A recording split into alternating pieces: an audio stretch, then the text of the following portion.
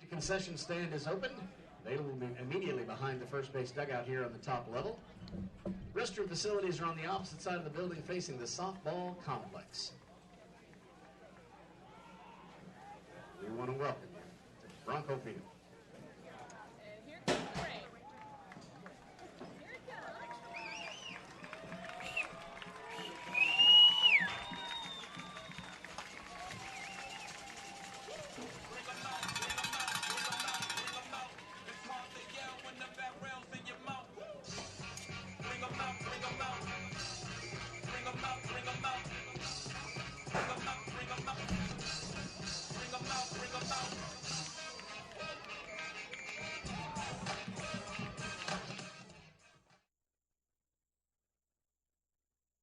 This broadcast is under the direction and is copywritten by Champion Sports Radio. Any rebroadcast, retransmission, or use of the audio stream, and any and all other use of the accounts of this broadcast without the direct written consent and permission of Champion Sports Radio is strictly prohibited. All rights are reserved by Champion Sports Radio and ChampionSportsRadio.com. This is a presentation of Champion Sports Radio, your home for championship broadcasts.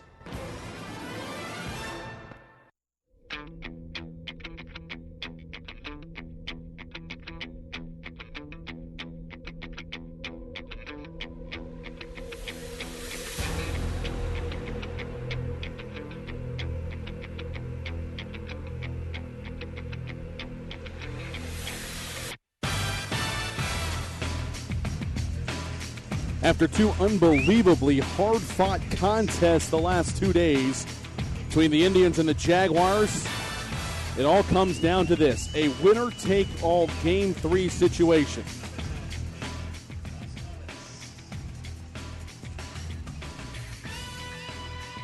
These two teams have met. This is the fourth time in the playoffs in their history that they have faced off against each other, and the fourth time that they have gone to a Game 3 in their series, so pretty much exactly what we expected from the champion of 5-6A, the Keller Indians, the 10th-ranked team in the state, going up against the Flower Mound Jaguars. Undefeated campaign themselves in 6-6A. And we're underway.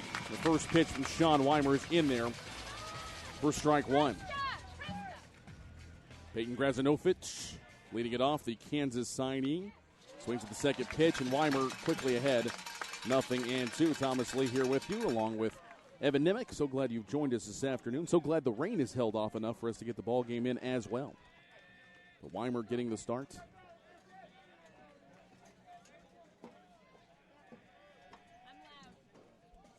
Here's the 0-2. On the outside corner, got him looking. A drastically different start than the one that Weimer had in Game 1, in which he only faced off against 6 batters. 2 hits allowed, 3 walks, 1 batter hit. Charged with 5 runs as 5 of the 6 men hit the pay station in that first inning before he was lifted for Caleb Killian. He starts out with a 3-pitch strikeout of Peyton Grazinovich. And the first pitch is a ball to Bradley Knighting. 1-0 the count. Rob Stamp, 16 years as the head coach of the Keller Indians.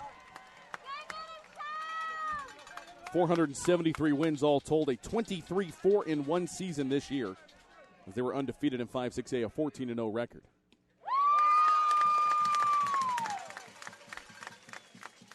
The fans boisterous here from the start. The site of some pretty triumphant performances for the Jaguars the last couple of years.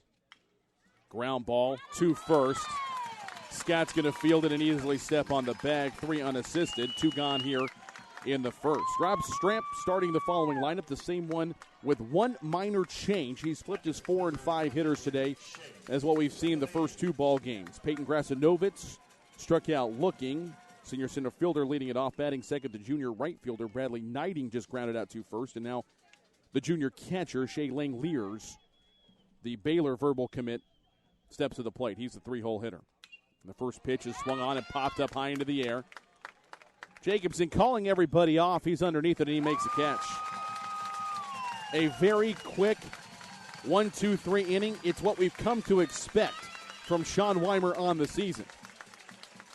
And perhaps the stub toe he had on Thursday has already been erased as he sets him down in order.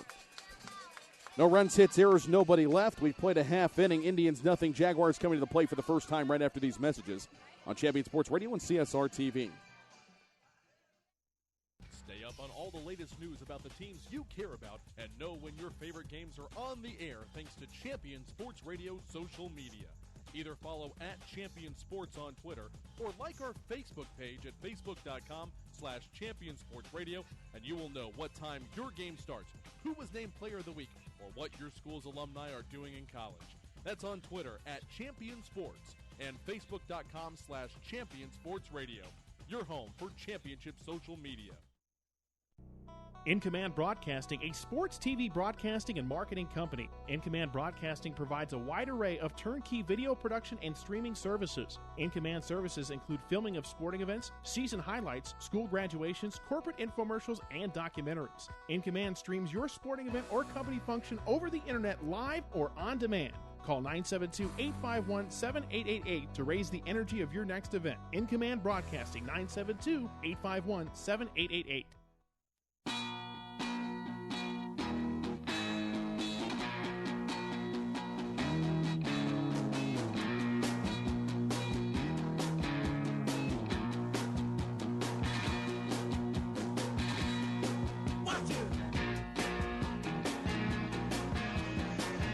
Welcome back here to Bronco Field on the campus of McKinney Boyd High School. Thomas Lee, Evan Nimick here with you.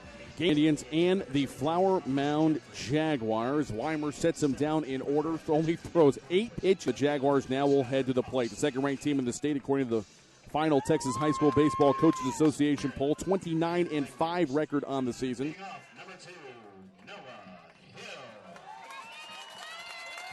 And the usual starting lineup, at least the usual one in terms of what happened yesterday.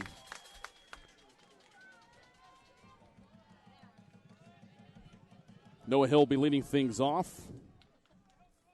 Batting second will be Chad Paris as he actually gets moved way up in the lineup. I'm sorry, there's several changes to the lineup today.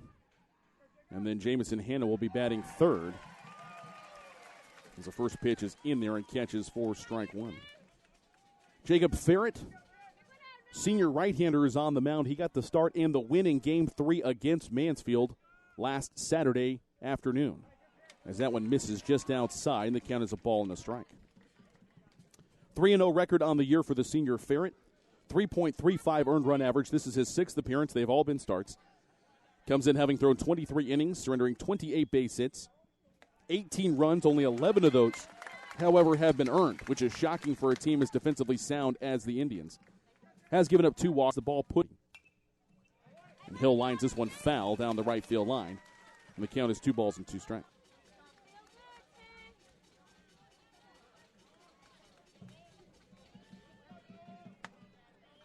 Here's a 2-2 pitch to Hill. Takes it outside. Nobody's better at working walks than Noah Hill. 33 walks worked on the season. And this is the 35th game the Jaguars have played. Hard hit, base hit through the left side. Hill's aboard with a leadoff single here in the home half of the first inning. So now Chad Paris will step to the plate as the right fielder has been moved up from the 9 hole to the 2 spot today. Tremendous speed for the Howard College signee.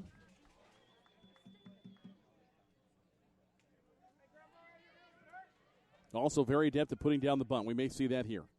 First pitch from Parrott. Puts it down first base side. Excellent execution. Parrott has to hurry. It's a half step ahead of Paris, but Chad does the job on a sac bunt. 1-3 advances the runner, Noah Hill, to second base. So a runner in scoring position now for Jamison Hanna, the center fielder.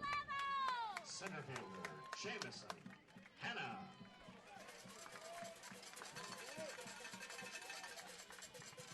Just like clockwork, this is how the Jags like to set up the offense and execute. Manufacturing runs inning after inning after inning. First pitch to Hannah bounces in. Nice job by Langeliers to block that one down. That'll be ball one. So Hill led it off with a single. Sacrificed over by Chad Paris, the right fielder batting second. In the 3-hole, the center fielder Jamison Hannah. He's now at the plate. Middle third of the order, the shortstop, the senior Casey Jacobson batting fourth. Batting fifth, senior pitcher Sean Weimer. The designated hitter is senior Thomas Jeffries batting in the sixth spot. This one is swung on, past Wakamatsu into left field. The go sign is on for Hill. The throw is coming home. It's going to be cut off. The Jaguars take an early 1-0 lead on an RBI single by Jamison Hannah as Noah Hill scores from second.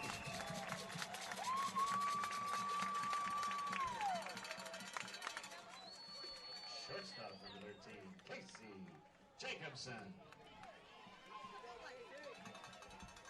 One gone here, bottom of the first. Jags lead it 1-0, and Jacobson will step in. Completing Coach Wallace's lineup for the ball game, Nick Thornquist in the 7th spot, the junior catcher. Batting 8, John Holhouse, the senior third baseman, and the junior left fielder, Skylar Cox, batting 9th. And a throw over to first, and Hannah gets back in time.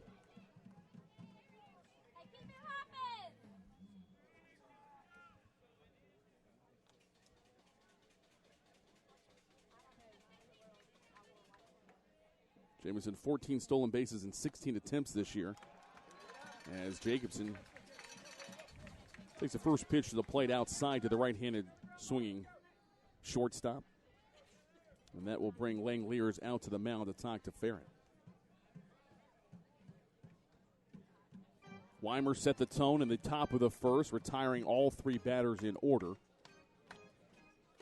And Evan, this Jaguar offense, a well-oiled machine, and nobody plays small ball better than the Jags. This is exactly the start that they were hoping for. In Game 3, you want to get out early and not have to play catch-up, and especially if you're dealing with what could be some delays later on during the game, getting the early lead is vital.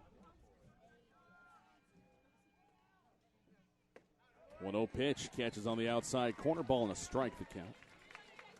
So again, Hill singled and now has scored. Paris moves him over. Hannah's on first with the RBI knock, top third of the order, middle third.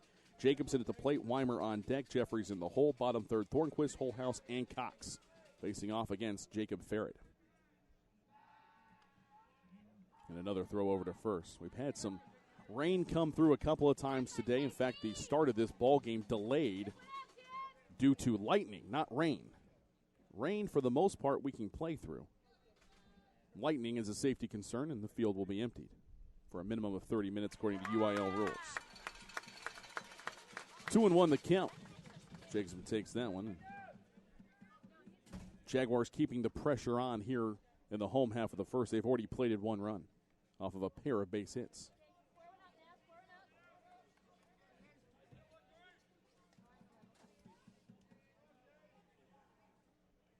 Runner takes off. Pitch is swung on and caught by Wakamatsu. He'll throw over to first to double off Hannah.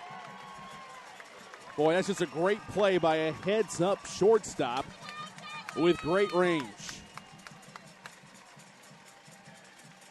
That'll close the book on the first, but not before the Jaguars take an early lead. They get 1 run on the benefit of 2 base hits. No errors, nobody left. 1 inning in the books, 1-0 your score. Jags on top of the Indians. We head to the second after these messages on Champion Sports Radio and CSR TV. Writer Gerald Early said that when they study our civilization 2,000 years from now, there will only be 3 things that Americans will be known for: the Constitution, baseball, and jazz music. GDYO's Jazz Institute provides young musicians in North Texas the opportunity to learn what it means to be a jazz musician through weekly technique classes and combo rehearsals with professional jazz musicians. From the first note to the final round of applause, GDYO Jazz Institute concerts will amaze and delight both hardcore jazz cats and new fans alike. Learn more about the truly original American art form through the GDYO Jazz Institute online at gdyo.org/jazz.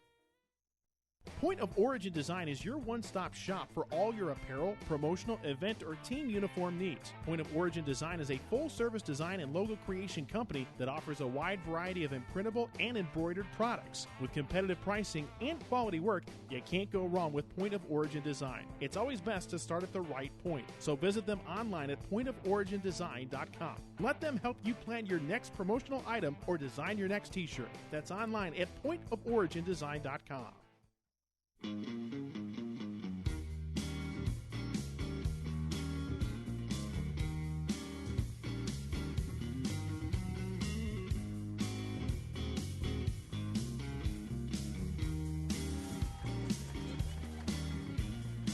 Head to the second inning here at Bronco Field. 1-0 Flower Mound on top in this Game 3 of the best-of-3 series between the Indians and the Jaguars. Due up here in the second, 4, 5, and 6, Wakamatsu, Say, and Young.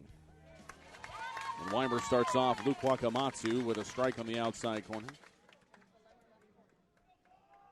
If you've been with us the last couple of days, you know that Luke is the younger son of two of Don Wakamatsu, the former Seattle Mariners skipper and the current bench coach of the Kansas City Royals. Luke is signed to play his college ball at Rice, so he's going to get a great education and play for a great college baseball team. It's kind of the holy grail if you can go down there and play for Coach Graham. A great tradition that he started.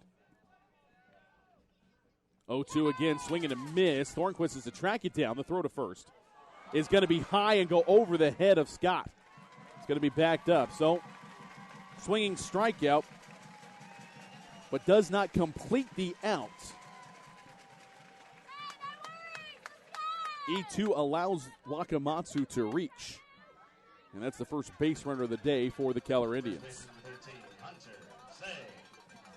That'll bring up the first baseman, Say. Talked about the differences in the lineup today versus the first two games. Coach Stramp switched the 4 and 5 hitters. Say typically bats cleanup, Wakamatsu behind him.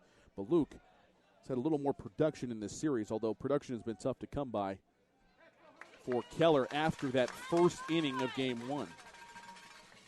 As the first pitch misses.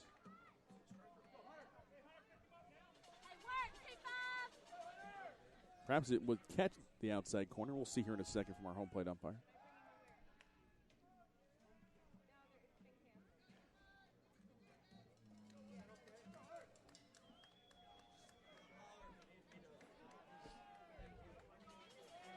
The 0-1 pitch from Weimer to Say.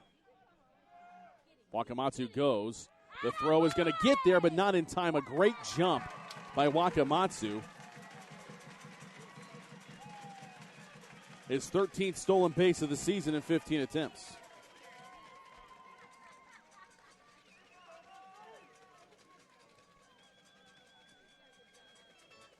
And it brings a little meeting to the mound. Hill comes in. Of course, Hill also a catcher. So a lot of times he will join that meeting on the mound with Thornquist and the starting pitcher. The luxury of having a middle infielder that also is a great catcher.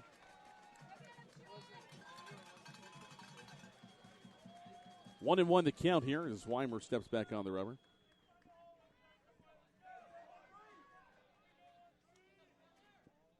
Swings at this one, it's foul down the third base line. 1-2 the count. Say a .397 average coming into the series, but he's still looking for his first base hit.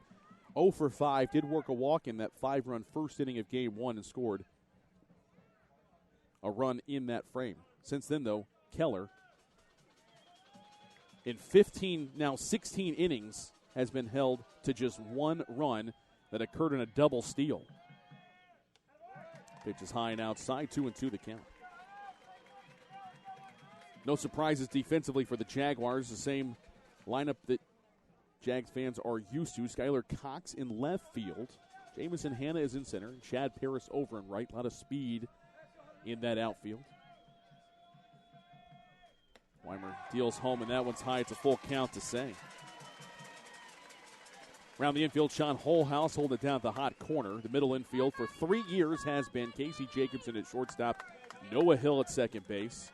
Because Weimer is pitching, Parker Scott is playing first base. That was a great job over there, too. Payoff pitch just inside.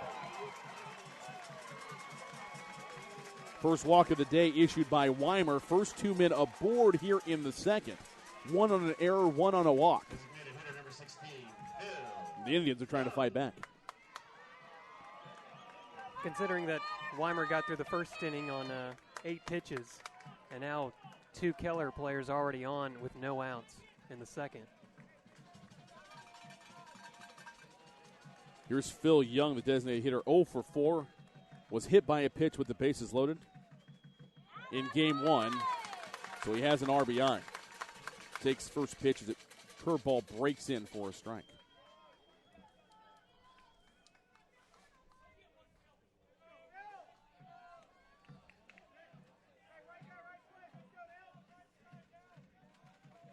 Shows bunt, pops it up in the air. What a great play as Scott came charging in hard from first. He'll make the catch in foul territory for the first down here in the second.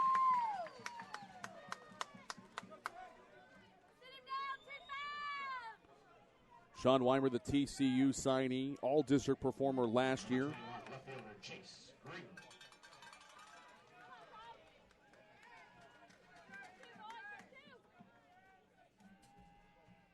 Got a fastball that can get into the 90s. That beautiful curveball, very 12-6. Lots of break, lots of movement. Arguably the best pitch he has, though, is his changeup. Because it looks like the heater and just pulls the string on it. There's that curve, but it does not break down into the zone. Stays high, ball one to Chase Green.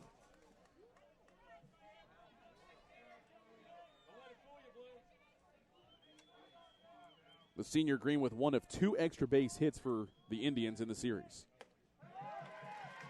Takes that pitch high, it's 2-0. Introduce you to the outfield, the infield, the battery. Nick Thornquist behind the plate, the junior doing a great job, and Sean Weimer back on the mound. The Game 1 starter who was lifted after only a handful of pitches. He faced 6 batters through 28 pitches, That one breaks in for a strike. So, Evan, it's almost like he threw a bad bullpen session on Thursday night. Now he's back out here on Saturday afternoon and so far been dealing. If it wasn't for the error, he'd have 5 retired in the first 6 he faced.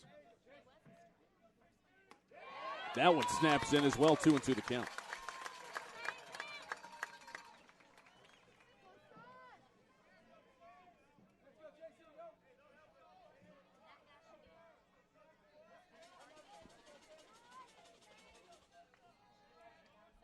Two on, 1 out. Swing and a miss. But they're falling behind 2-0. Weimer comes back to punch out Green for the second out here in the second inning. Second baseman, Zane Wilkinson.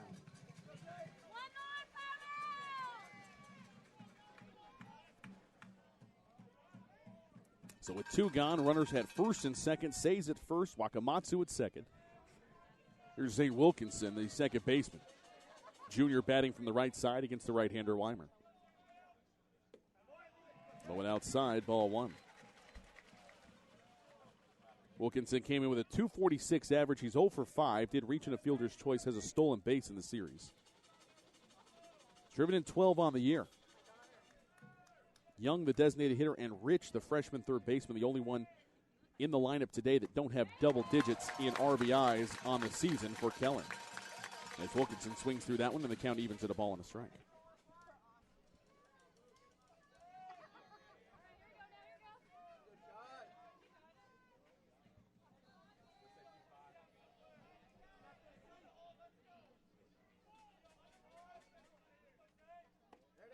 At the knees. Strike 2.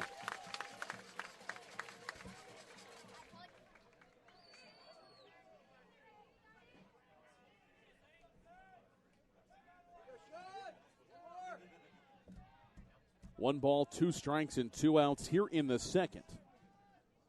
But 2 on for the Indians, and time called at the plate by Wilkinson.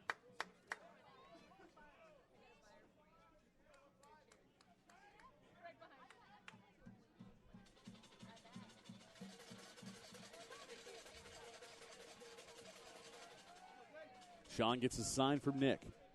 Checks the runners. 1-2. Great job by Thornquist sliding out to block it. It's 2-2. This half inning of Jaguar baseball brought to you in part by Raising Cane's on Main Street in Louisville and on FM 407 in Flower Mound. And they love to support the Jags. Their other love is cooked-to-order chicken finger meals along with the unique Raising Cane's secret sauce.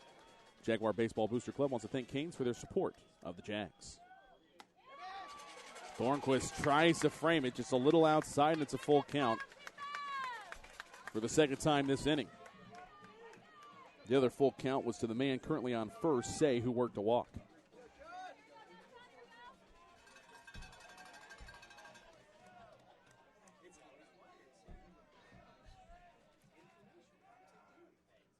Payoff pitch from Weimer on the inside corner, got him looking. I'll close the door on the Indians in the second. No runs, no hits, 1 error, 2 left. Inning and a half of the books. Jags lead it 1-0 on Champion Sports Radio and CSR TV. There's a time and a place for everything. As you'll see, projections for the next quarter are... He shoots, he scores! 2 points for team middle management. The office is not one of them. Jack, can I see you in my office? No pouting, it's your ball. Let's see what you got. But Whirly Ball is. For corporate events, team building, and private parties, Whirly Ball in Hearst and Plano is electric fun. Test your skills on the arcade games. Zip around in your Whirly Bug for a Whirly Ball competition. Or play the most affordable laser tag in the city. Learn more at whirlyball.info. If you're a basketball parent or coach, you need StatGeek, the simplest way to keep stats ever created. Our easy-to-use iPad app turns anyone into a professional statistician, and all they have to do is simply follow the ball. Produce full and accurate box scores and play-by-play reports. Send accurate stats out to your fans, media, or recruiters. It's sports statistic collection redefined. StatGeek is available right now in the iPad App Store for just $4.99, and there are team fundraising opportunities available as well. On the web at statgeek.com. StatGeek, keep your eye on the ball.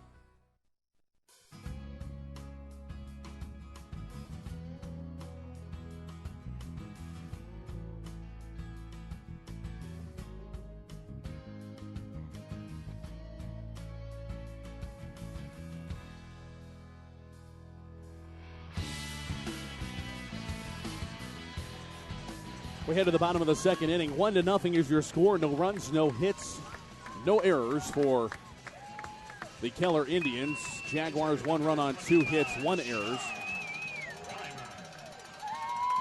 And here in the second, it'll be 5, 6, and 7. Weimer, Jeffries, and Thornquist to face off against Ferret back out to begin his second inning of work. Along with Evan Nimick, I'm Thomas Lee. Thanks for tuning into Champion Sports Radio and CSR TV. A little Game 3 action here today, and the first pitch from Ferret is in there for strike 1.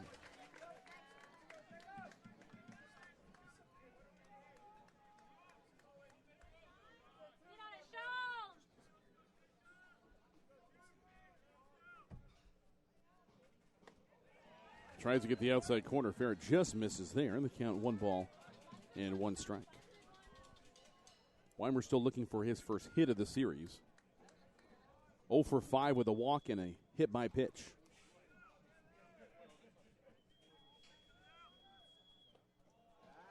That one misses low and outside. Good eye, good patience by Weimer. And sometimes when you get into Game 3 and a pitching staff is taxed a little bit, patience may be the rule of the day.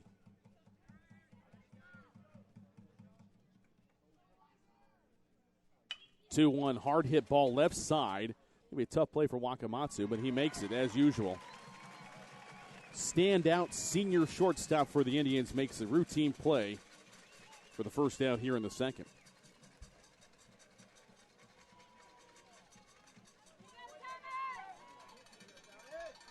Designated hitter number 17, Thomas Jeffries.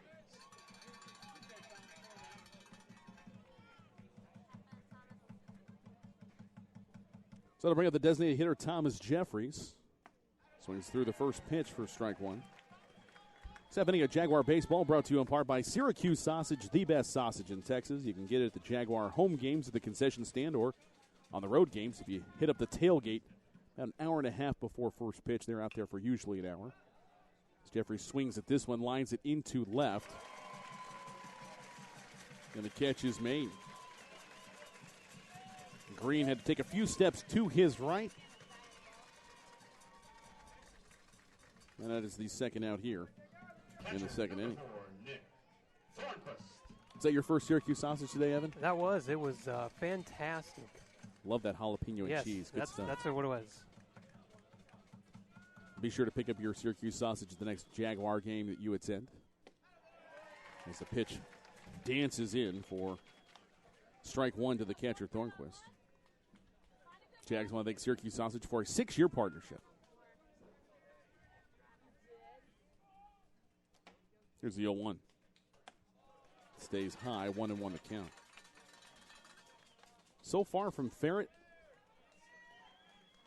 not an overpowering dominant arm. He's hitting his spots. He's changing speeds. And so far been fairly effective. Just 1 run across here in an inning and 2/3. after an unbelievable performance in Game 3 against a hot-hitting Mansfield Tiger Club last Saturday.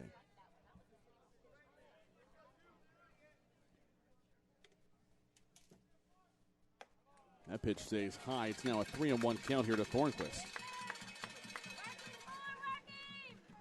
And a walk to Thornquist, you might as well just give him second base because Trevor Jarecka will come on as his courtesy runner, and he'll be off to the races.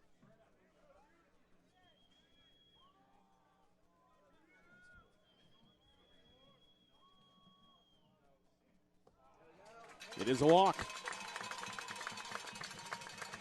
Thornquist is aboard. He's had a really nice series. 4 for 7 is Thornquist. He's got a pair of doubles. Jarecka has come on as his courtesy runner, as he is right now. And he scored both of the runs that the Jaguars had yesterday in the 9-inning 2-1 thriller that Flower Mound won over Keller. Good hit by Holhouse as he pokes it through the left side of the infield for a base hit. Third hit for the Jaguars off of Ferret, and they are now 2 on with 2 out, and a little rally here. That's what good teams seems to do, Evan. Every time you get to 2 outs, doesn't matter. They still can execute and string some hits together. 2-out runs are probably the biggest killer for any defense. Once you get to that, when you're 2 strikes, 1 strike away from ending the inning, and then you're giving up 1 or 2 runs, it's really hurting the morale.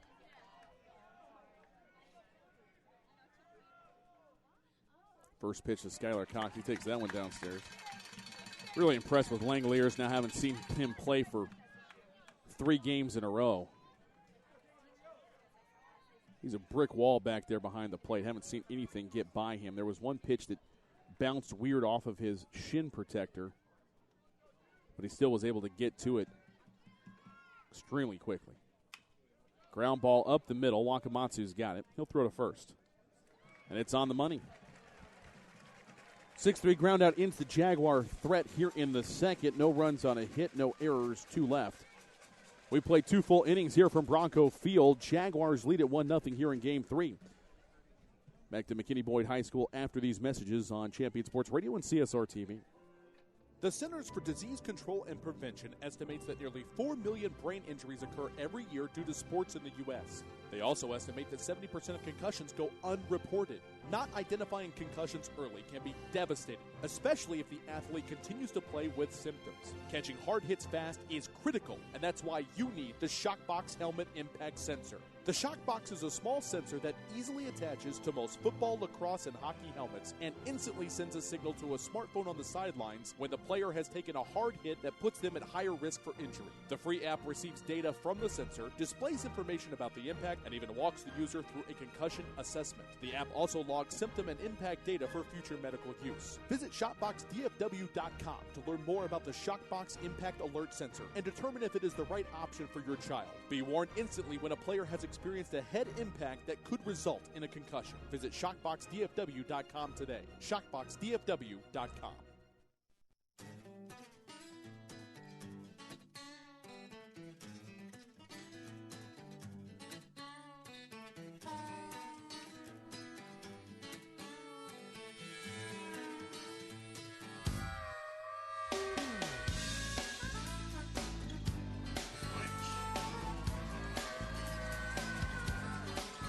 Nine 1 and 2 up for the Indians here as we head to the top of the third. Jaguars with a 1-0 lead on the Indians. It'll be Rich, Grasanovitz, and Knighting. Weimer back out to begin his 3rd inning of work, thrown 31 pitches, 20 for strikes. Struck out 4, allowed 1 walk. The first pitch is ball 1 to Rich. 1 for 6 in the series, and the hit came in his first at-bat. The bottom of the first of Game 1, he had a 2-out, 2-run knock. But he pops this one up into the air. Holhouse is under it to make the catch. Quick out here in the 3rd, and the lineup will reset for the Keller Indians. Seth Vinning brought to you in part by Kohl's. You can expect great things from Kohl's and the Kohl's Cares Community Volunteer Program. Kohl's a proud 6-year sponsor of Flower Mound Jaguar Baseball. So here's Grasanovitz. Takes the first pitch on the outside corner, strike one. Still marveling over the diving catch he had earlier in this series. Full extension, complete body in the air. He was parallel to the ground, about a foot off of the ground, as this one's in foul territory. And there's room for Paris to make the catch, and he does. 2 outs here in the third on 4 pitches for Weimer. Oh, right off the bat, I thought that there was no way that ball was going to be caught, but there's a whole lot of foul ground territory here in McKinney-Boyd. Combination of that and the, 150% humidity we have in the air here today. That really keeps him from going anywhere. The wind is almost completely died. The American flag in right center field completely limp at this point.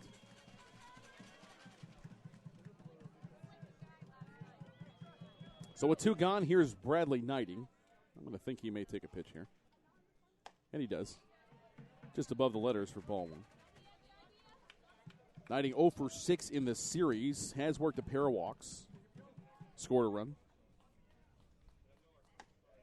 Takes that one. That one also can't find the zone. 2-0 the count to the 2-hole hitter, Bradley Knighting, the junior.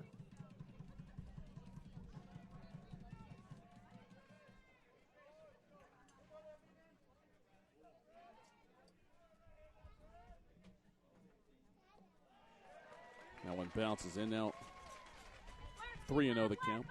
Figured that this showdown between Keller and Flower Mound was going to happen. In fact, we've been talking about it on the broadcast for over a month now, as Keller ran away with the 5-6A title, and somehow Flower Mound persevered undefeated through the District of Death in 6-6A. Good change up there for a strike. 3-1 the count.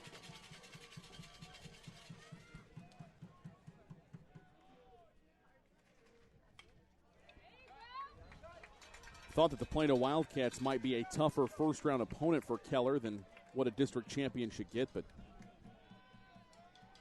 Indians show that they were up to the task, unlike the Carroll Dragons, who upset the top seed in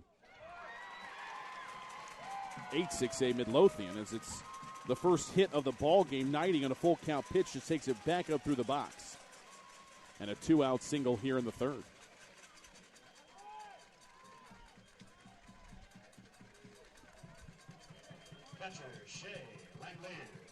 So Langeliers, 1 for 8 in the series, came in with a .233 average, has a home run, drove in his 12th and 13 runs of the year in the first inning of Game 1. After Grasanovitz and Knighting both walked against Weimer, Langeliers with a roped 2-run double, and now a balk is called. Boy, that is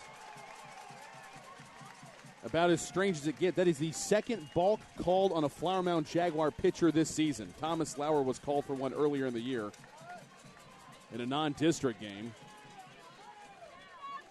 And a balk issued here. Knighting moves over to second.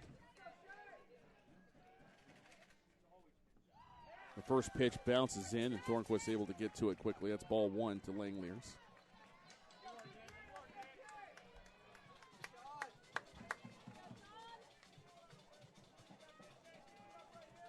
The most recent Texas High School Baseball Coaches Association poll came out on the 12th. The Jaguars still sitting at number 2 in the poll behind Laredo Alexander in the 6A classification. Jesuits third, other schools of note. San Antonio Reagan, the team that the Jaguars defeated for the state championship last year, they're back in the mix. They're in the 7th spot. Coppell, who has their hands full with the Carroll Dragons at 8, and these Keller Indians, number 10.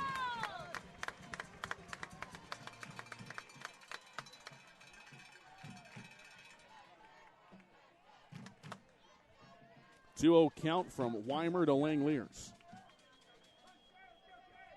with Knighting on second. Off speed, catches on the inside corner for a strike.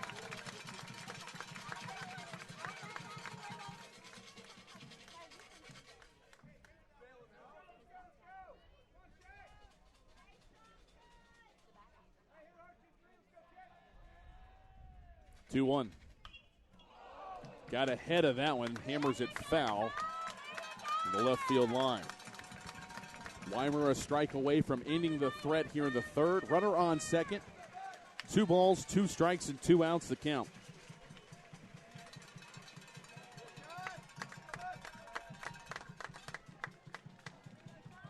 A 2-2 from Weimer to Langeliers. That one tips under the knees. Full count. Dear the Jaguar faithful, You heard the Keller fans on the pitch that the first strike of the at-bat that came inside and caught the corner. Here's a payoff. Ground ball past Jacobson. The go sign is on. The throw is coming from Cox, and it's going to be cut off. It's a 2-out RBI single for Shea Langeliers, and we are tied at 1.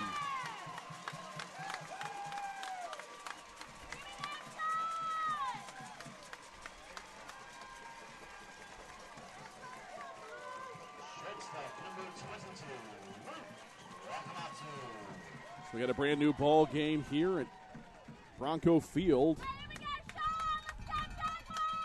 as the Indians tie it up here in the top of the third. Their first run of the day.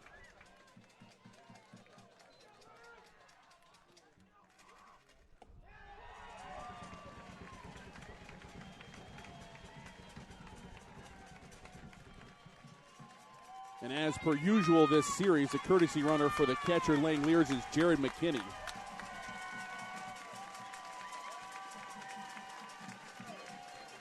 The senior McKinney now running for Langeliers on first, and that's going to bring the pitching coach for the Jaguars, Patrick Watson, out to the mound to talk to the battery and the first baseman, Parker Scott, who, of course, was unbelievably dominant in the ball game yesterday as the starter and the winning pitcher for the Jaguars threw 115 pitches in the complete game performance, allowing just the 1 earned run, striking out 12 Indian batters, 1 hit, 2 walks. So Scott coming over to stick his ear in the conversation, and now everybody retreats to their position. 1-0 pitch to Wakamatsu. In there, strike 1. 115 pitches. That's pretty insane. And he didn't want to come out. I'm sure he didn't know. We read lips of the conversation between he and Coach Wallace when he came out after the 9th. We'll tell you about that after this. Ground ball to second. Hill will field it, step on the bag at second. Fielder's choice, 4 unassisted. As number 2 retires the side in the third, but not before. The Indians tie it up. They get a run on the benefit of 2 base hits, all of it coming after there were 2 outs. No errors and a runner left. 2.5 in the books. Tied at 1 here in Game 3 of this best-of-3 series between the Flower Mound Jaguars and the Keller Indians. Back to Bronco Field after these messages. Are you looking for a way to promote your business or increase exposure? Do you just need more people to know that you're there? Join the Champion Sports Radio team and advertise during these games. In the last 4 years, Champion Sports Radio has broadcast over 600 games to more than 3.5 million listeners. And Champion Sports Radio wants to help you use major high school sports to reach thousands of local fans right in your community. Think about it. Die-hard fans just like you tune in each and every week, giving your business unparalleled access to the community. It's the perfect way for smaller individually owned businesses to cultivate a core clientele or expand their already loyal customer base. To secure your prime commercial spot during the broadcast, contact Thomas Lee at Champion Sports Radio by phone at 972-741-0334. That's 972-741-0334 or online at championsportsradio.com. Champion Sports Radio, your home for championship broadcast.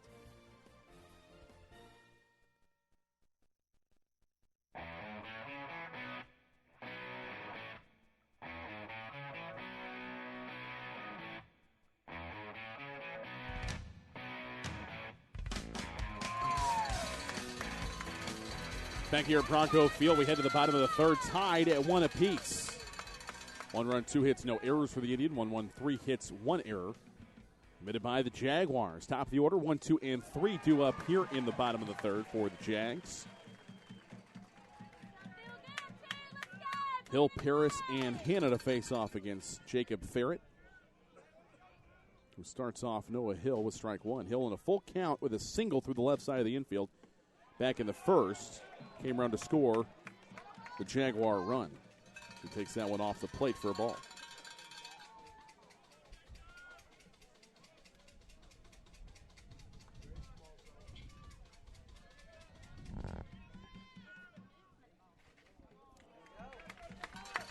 Ball two.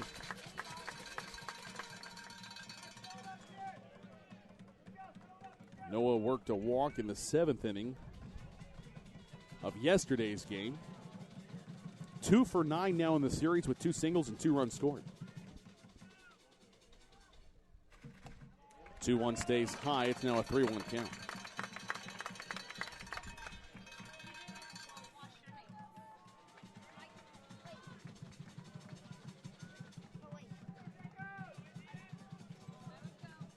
Hill digs back in.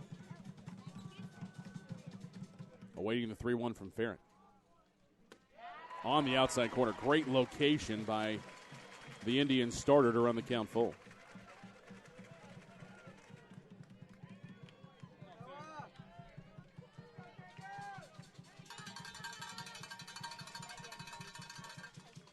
Payoff pitch to the leadoff hitter in the third here, Noah Hill. Takes it high, ball 4.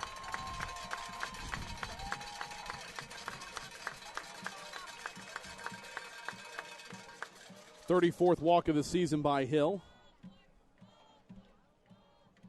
Right fielder, Chad Harris. And that'll bring Paris up to the plate. This is very eerily similar as the first inning as Hill gets on. That's going to bring the pitching coach for the Indians out there. That's Jared Stafford. Have a conversation with his infield.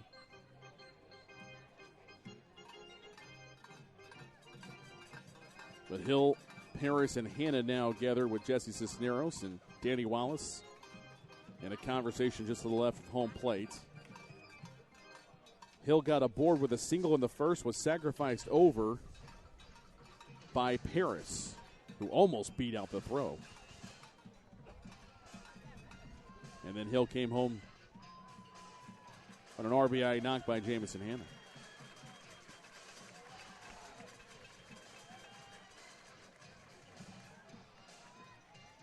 Jags looking to rinse and repeat here in the third to try to reclaim the lead.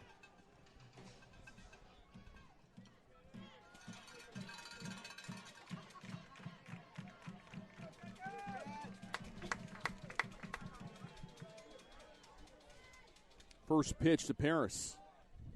No, instead he goes over 2 first. And Hill's back inside.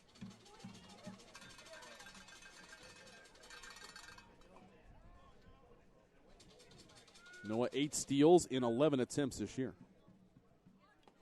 Tries to get down the bunt. It's not successful. The throw over to first base almost picks off Hill, but he's back in time just ahead of the throw.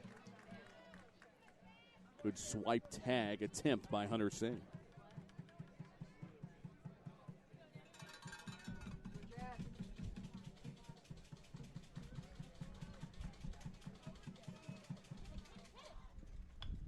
Bunt down, first base side.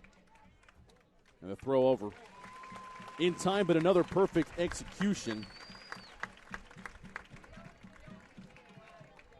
on the play by Paris as he advances Hill over. Think they work on that in practice a few times? Center fielder. They've done it twice already. That is the 6th sacrifice of the year for Paris.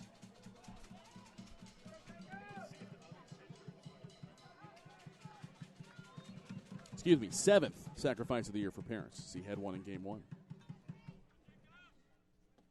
Off speed, breaks through the zone and then under the knees. Ball 1 to Hannah. It's a 1-0 pitch that he hammered for an RBI single back in the first. And very same situation. Hill on second and 1 gone in the inning.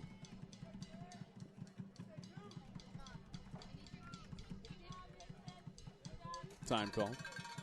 Sending brought to you in part by Rapid Med Urgent Care in Highland Village, a family-owned business delivering the best, most convenient medical care to friends and neighbors. Range of services include primary care to urgent care, immunization, school and sports physicals, and so much more. Visit rapidmed.com for more information. At the knees, catches for strike one.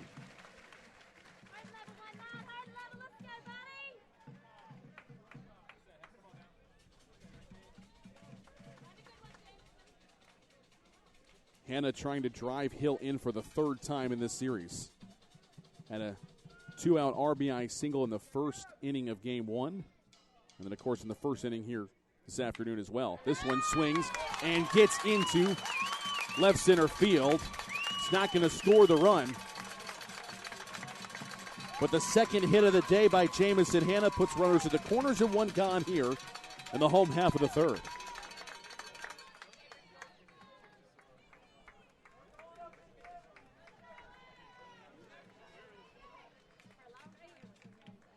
So here comes the Jacobson. Batting average team leader for the Jaguars. Casey Jacobson, a .398 average coming into the week.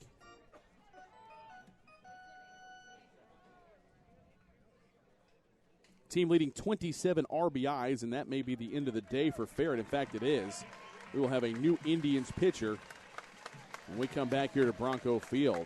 1-1 ball game. Jags batting bottom of the third with runners at the corners and one gone. We'll be back for more playoff baseball after these messages on Champion Sports Radio. Many heart conditions can be fixed, but many of us don't know we have a problem until it's too late. On April 2nd, 2009, Zachary Schraw, a 16-year-old sophomore offensive lineman, died of sudden cardiac arrest, the #1 cause of death among student athletes. Like so many SCA victims, Zach had no heart issues, nor did anyone in his family. If Zach had an echocardiogram, he might have been able to avoid suffering a condition that takes 10,000 of our youth each year. In his memory, Living for Zachary was formed to try and prevent SCA from taking the lives of youth everywhere. Join in the fight today and stop the silent killer of SCA by scheduling your young athlete for an echocardiogram, a procedure that can detect any heart issue with 99% accuracy. For more information, visit www.livingforzachary.org. That's living4zachary.org, and let your heart be heard.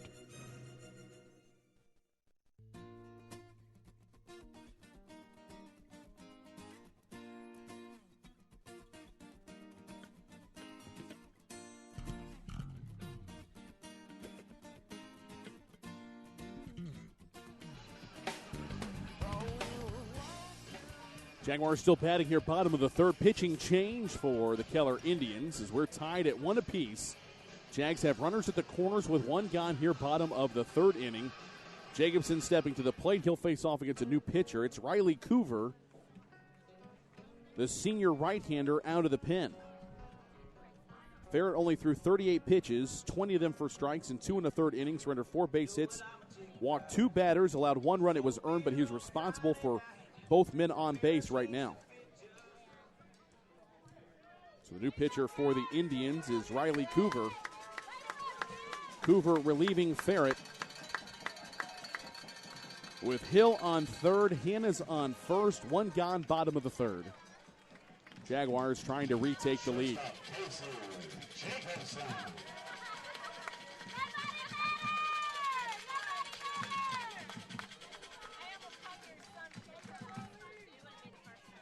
I mentioned before the break, .398 average coming into the week for Jacobson.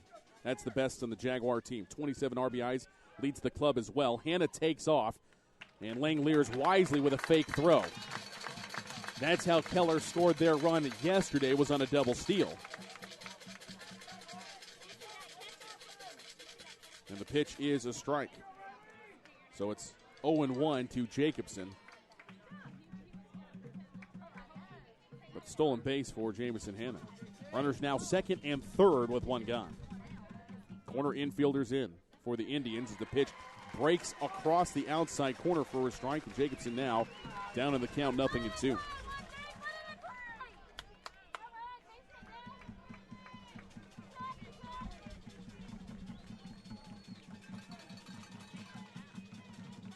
Casey collects himself and steps back in. Had that hard hit ball up the middle, a diving catch made by Wakamatsu, and then Hannah was doubled off first. This pitch is outside for a ball, 1-2 to count.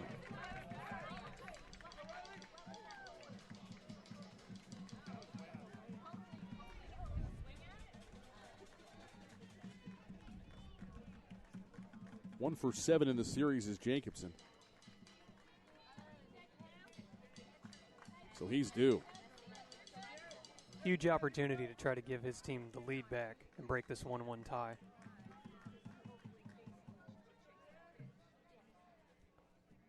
Now when watches go under the knees, evens the count, 2 balls and 2 strikes.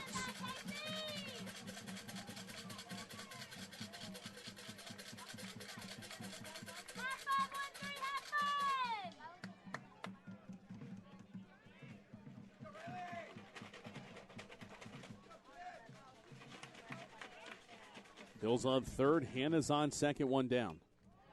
Check swing, fouled back to the screen to stay alive.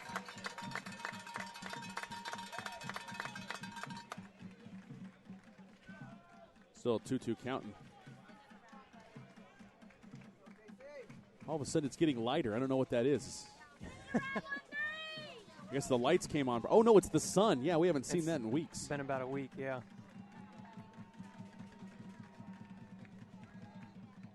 2-2 pitch. On the inside corner.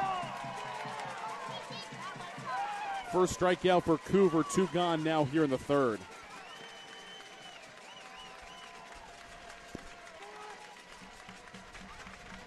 So the starting pitcher, Sean Weimer, with an opportunity to help his cause.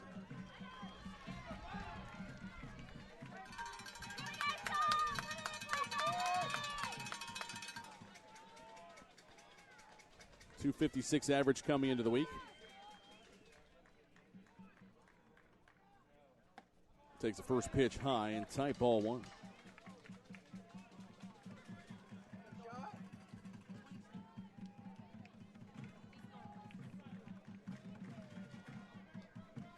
Three home runs, 22 RBIs on the season for Weimer.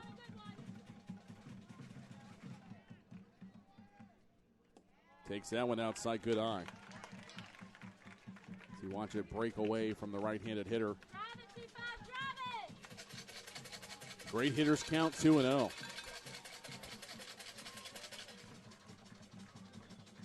Cooper's come in and been very solid out of the pen. That one low as well. It's a 3-0 count. Thomas Jeffries on deck, the designated hitter. Hoping he gets a chance to bat here in the third. Wonder if Danny Wallace will turn Weimer loose here on 3-0. Taking all the way, automatic in there. And now a big pitch for Coover and the Indians. 2 outs. The runners will be off on any contact. Base hit, probably scores 2 with the speed of Hannah. Swings at ball 4, fouls it off, it's full count.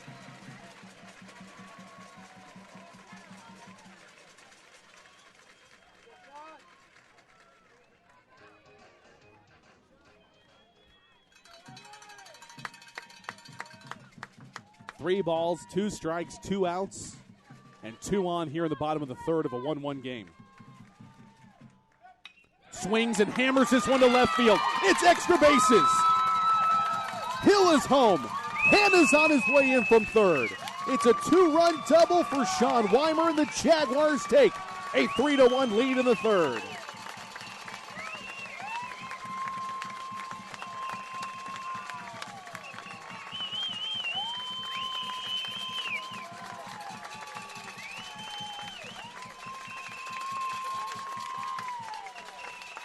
Looking fastball, jumped all over it and hit it on a rope down the left field line. It got all the way to the wall. And an unbelievable swing by Sean Weimer to lift the Jags on top by 2 here in Game 3. Jeffrey swinging at the first pitch, pops it up to center. Grasinovich is under it. He will make the catch, and that will do it for the Jags in the third, but they retake the lead. scoring 2 runs in the inning on 2 base hits. There were no errors and 1 runner left. Jaguars doing what they've done for 3 years under Danny Wallace. They answer the run in the top of the first by plating 2 of their own in the bottom half of the frame. We've got 3 full in the books. We head to the 4th. Flower Mound up 3-1 on Keller on Champion Sports Radio and CSR TV.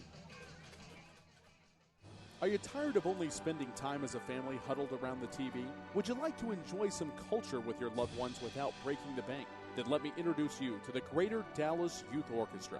The GDYO provides music education and performance opportunities for musically talented youth, but this is no kids' concert. The GDYO comprises 7 different ensembles made up of over 425 talented musicians ages 8 to 18, representing more than 50 communities in North Texas. You won't believe how amazing these ensembles sound until you hear it for yourself. So join them for one of their concerts at the Meyerson Symphony Center or Dallas City Performance Hall. For more information on how to make a donation, as well as a listing of upcoming GDYO concerts, visit gdyo.org. And if you know a talented young musician interested in an unbelievable experience, auditions take place in the spring. Connect with the Greater Dallas Youth Orchestra on Facebook, Twitter, LinkedIn, and at gdyo.org.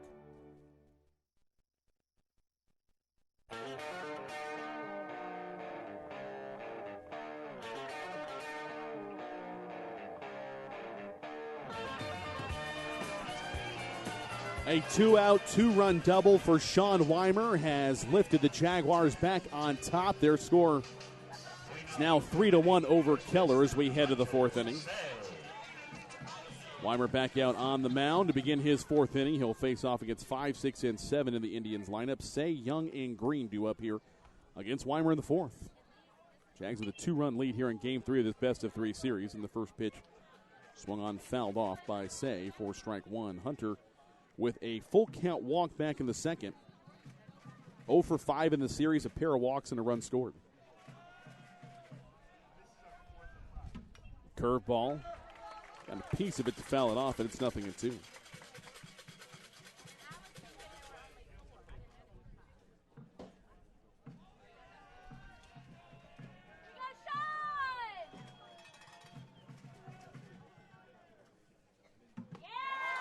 Beautiful pitch, catching on the outside corner. 5th strikeout for Weimer. And the first down here in the 4th inning. 7th inning of Jaguar Baseball brought to you in part by Point of Origin Design, your one-stop shop for apparel, promotional event, or team uniform needs. They offer a wide variety of imprintable and embroidered products with competitive pricing and quality work. You can't go wrong with Point of Origin Design. Visit pointoforigindesign.com for more information. Still Young swings for the first pitch for strike 1. This is the 45th all-time playoff series for the Jaguars. They've won 32 and lost 12. Unbelievable history.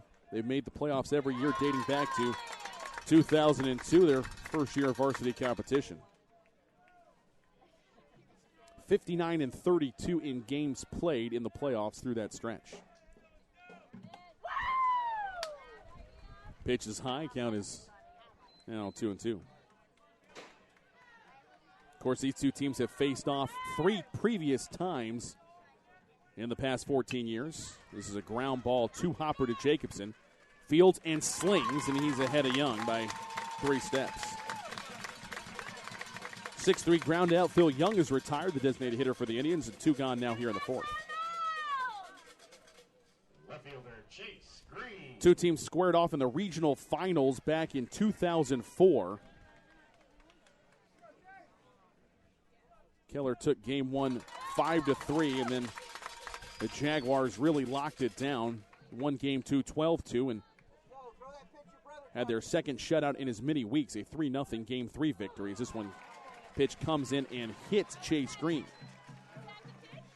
Looks like it got him on the right arm, right elbow maybe, but doesn't look like he's shaken up at all. He's probably happy to get base runners on it. They've plated 1, and they've had 3 that they've stranded. So this now is just the 5th base runner of the afternoon for the Indians.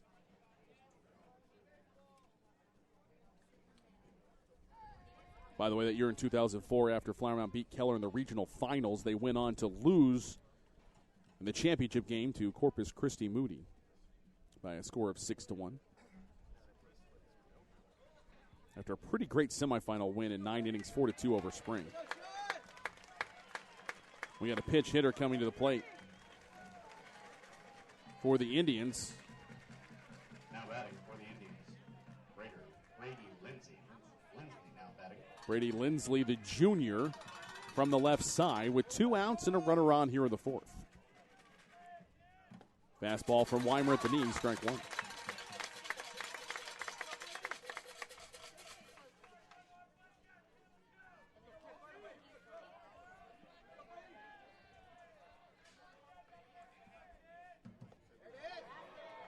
They appeal down to third. No, the appeal's not going to be heard.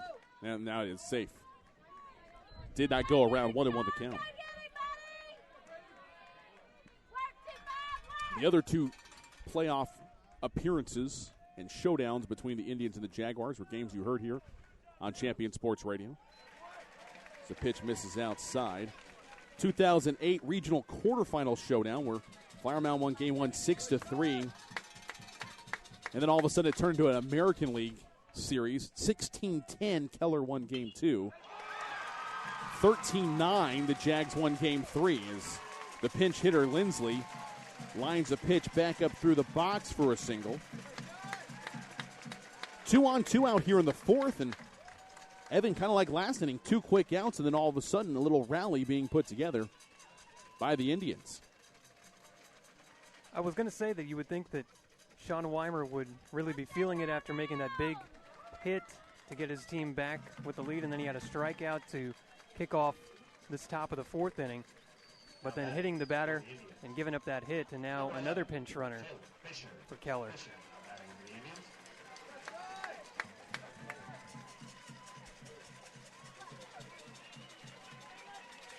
Shaylin Fisher, who had an appearance back in game 1 of this series, now at the plate. Fisher struck out swinging against Killian in the 6th inning of game 1.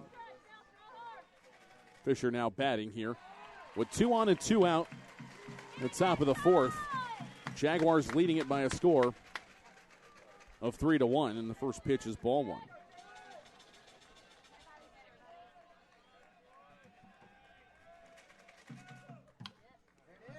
Ground ball too short. Jacobson on the move and a perfect throw over to first. 6-3 ground out closes out the Indians in the top of the 4th inning. No runs on a hit, no errors, 2 left. Halfway through the ball game, Flower Mound leads at 3-1.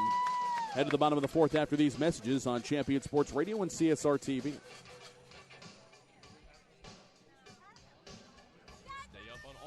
News about the teams you care about and know when your favorite games are on the air thanks to Champion Sports Radio social media. Either follow @Champion Sports on Twitter or like our Facebook page at facebook.com/Champion Sports Radio, and you will know what time your game starts, who was named Player of the Week, or what your school's alumni are doing in college. That's on Twitter @Champion Sports and facebook.com/Champion Sports Radio, your home for championship social media. In Command Broadcasting, a sports TV broadcasting and marketing company. In Command Broadcasting provides a wide array of turnkey video production and streaming services. In Command services include filming of sporting events, season highlights, school graduations, corporate infomercials, and documentaries. In Command streams your sporting event or company function over the internet live or on demand. Call 972-851-7888 to raise the energy of your next event. In Command Broadcasting, 972-851-7888.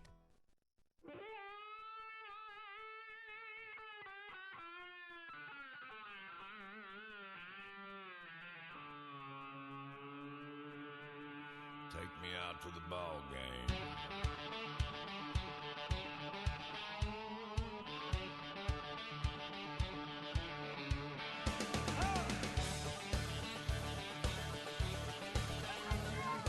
Head to the bottom of the 4th inning, 3-1 Flower Mound on top of Keller in this game 3 of the best of 3 series. 7, 8, and 9. Thornquist, Holthouse, and Cox due up here in the 4th, trying to add to a 2-run lead. Thomas Lee, Evan Nemick here with you from Bronco Field.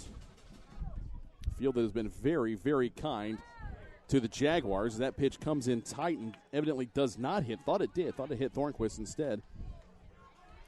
It's just going to be a ball and a 2-0 count to the junior catcher who's been red hot in this series. Swings at this one. And once again, Krasinovich. Boy, the field's about half as small in center field with him out there. He runs everything down. And a well-hit ball turns into out number one here in the fourth for the Jaguars.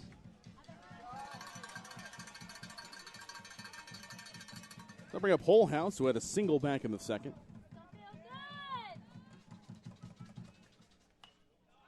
Swings at the first pitch, pops it up, maybe playable.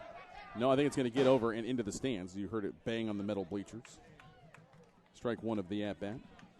This half innings brought to you in part by Quick Car Full Service Auto Repair and Car Wash. Visit Quick Car at FM 2499 and FM 3040 for all your repair, service, car wash, and detail needs. Quick Car, proud for your sponsor, Jaguar Baseball. Pitch low and away from the right-handed swinging Holhouse, and the count is even now 1-1 strike. Winner of this series advances to take on either Friendship or Midland. Holhouse swings through that one. It's 1-2. Last night, high drama in 8 innings as Midland took a 5-4 lead in the top of the 8th, only for the Friendship Tigers to play 2 in the bottom, and the Tigers walk-off winners 6-5 in 8 innings.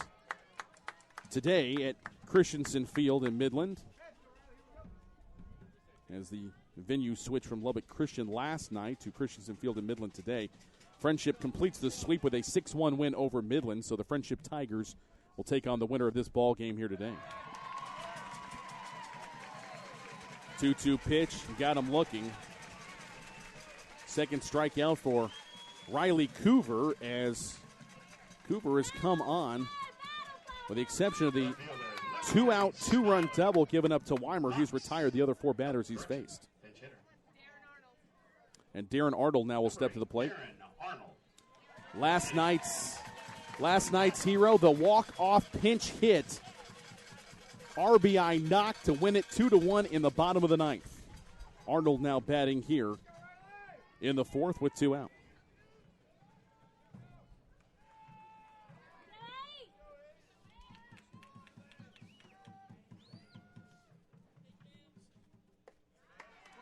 First pitch is in there for strike one.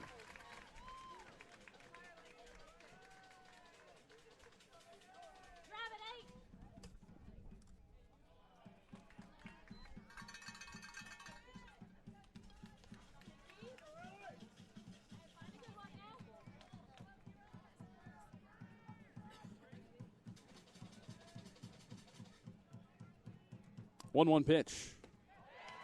Good location. Cooper's got some late movement on those pitches.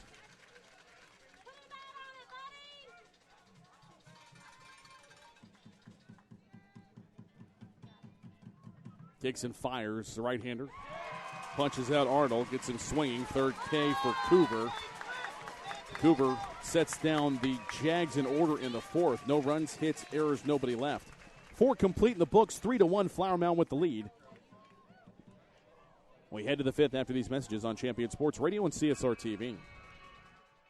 There's a time and a place for everything. As you'll see, projections for the next quarter are... He shoots, he scores! 2 points for team middle management. The office is not one of them. Jack, can I see you in my office? No pouting, it's your ball. Let's see what you got. But Whirly Ball is.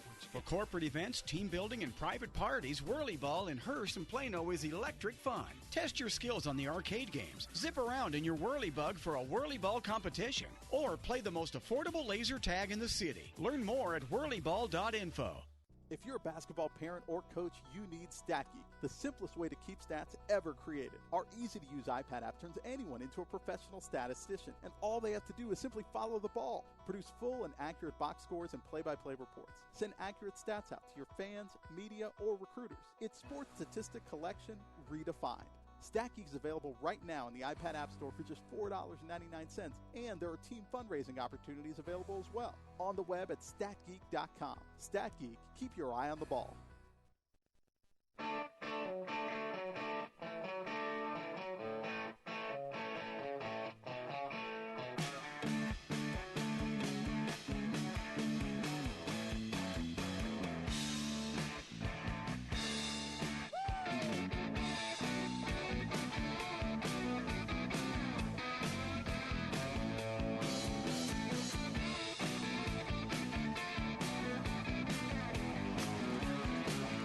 Head to the top of the fifth inning. Weimer back out to begin his fifth full inning of work. Along with Evan Nemick, I'm Thomas Lee. Jaguars 3, Indians 1. And the first pitch is swung on and hit foul on a rope down the left field line. Good swing. It's top third of the order. Grasanovich, Knighting, and Langeliers due up here in the fifth. And that's strike one of the at-bat. Almost extra bases for Grasanovich. Again, a little head. Chops it foul, third base side. Other scores from Region 1 action. 6 of the top 8 seeds were still alive coming into this weekend. Coronado and Midlothian, winners of 1-6A and 8-6A, the two teams that were not still around. They both lost in the by-district round. As Grasanovich lifts this one to Hannah in center.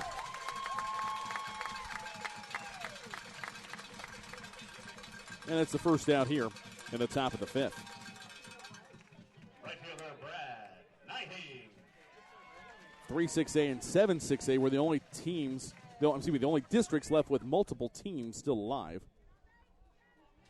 Although one of the teams in 3-6A has already fallen, as Midland has been defeated by Friendship 2-0.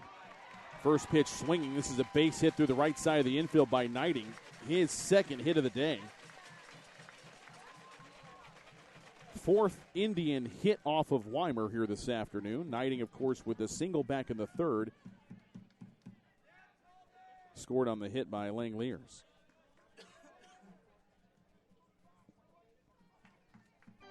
Speaking of the Number 23, future Baylor Bear, Langeliers steps in right now. 1 for 2 RBI single in the third.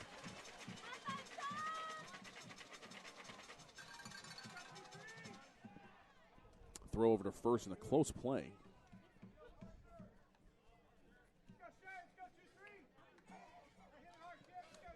But Knighting was back in time.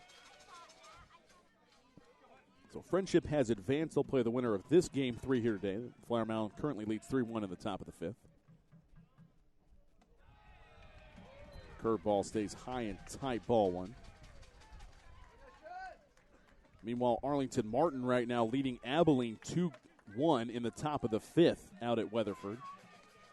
If Martin hangs on and wins this game 2, it'll be a 2-game sweep for the Warriors. The winner of the Martin-Abilene ball game will advance to take on the winner out of 7-6A, either the top seed Coppell or the 4th seed South Lake Carroll. Carroll took game 1, 6-0 behind 17 strikeouts from Cantorino. Yesterday, King and Gaither combined for a shutout as Coppell won 1-0 over the Dragons. And today, in a game going on Champion Sports Radio and CSR TV, Carroll leads 3-2 in the top of the 6th inning. Dragons batting against the Cowboys over in Prosper.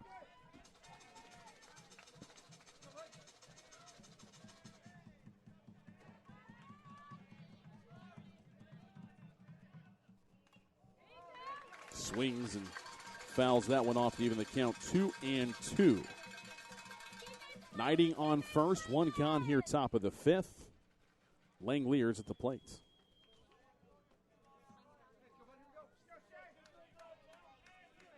So if the scores hold true, we'll have 2 series next weekend on Champion Sports Radio. Martin Carroll and Friendship Flower Mound, but there's still some baseball left to be played in 3 of those 4 series. Pitch dies into the dirt. Full count here to Shea Langeliers, who is 2 for 9 in the series with a double, a single, and 3 RBIs.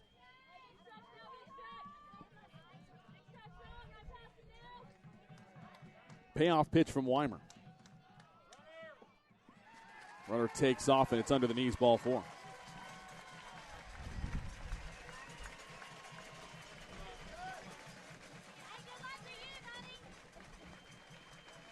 Second walk issued by Weimer today.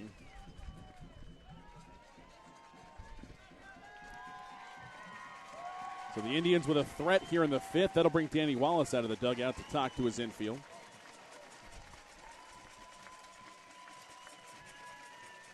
While they talk about what's going on the field, let's talk about Heaven's Best Carpet Cleaning, a worldwide leader in carpet and upholstery cleaning with services including rug cleaning, leather cleaning, tile and grout, and hardwood floor cleaning. Heaven's Best Dry in 1 hour process has exceptional results for carpets that are dry in just 1 hour. Visit heavensbest.com for more information.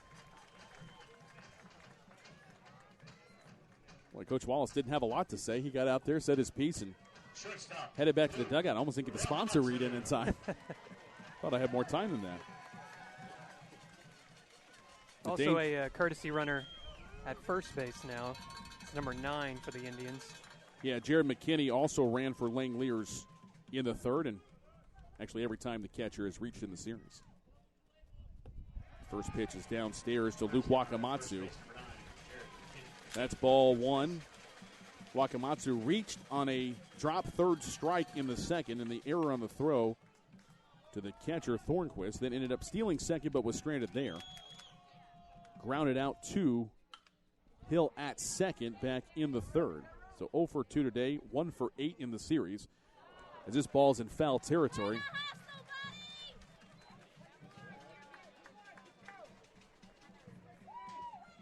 Arnold almost came away with a tremendous play. He overran it, actually. He went all the way to the fence in foul territory, and the ball dropped about 2 feet to his left. So nothing but a long strike here, 1-1 the count to Wakamatsu.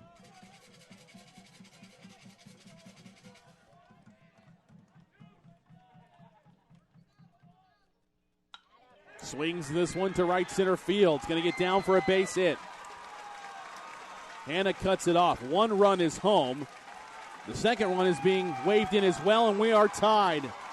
It's a 2-run double for Luke Wakamatsu, and we are tied at 3 here in Game 3.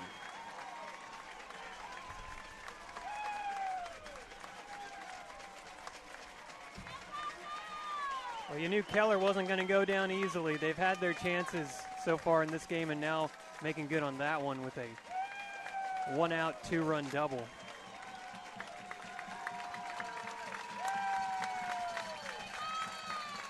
And Weimer's day on the mound is done. More than likely, he'll head over to first base. As the ball will be handed off now to Thomas Lauer.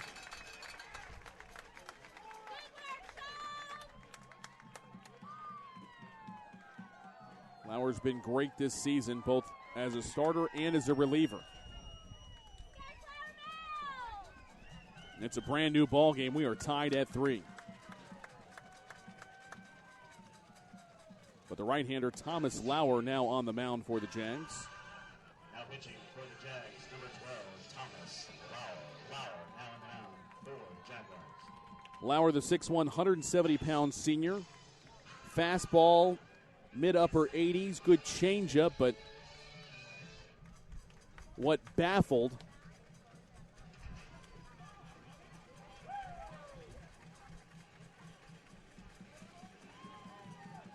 the Timber Creek Falcons a couple of weeks ago was the curveball.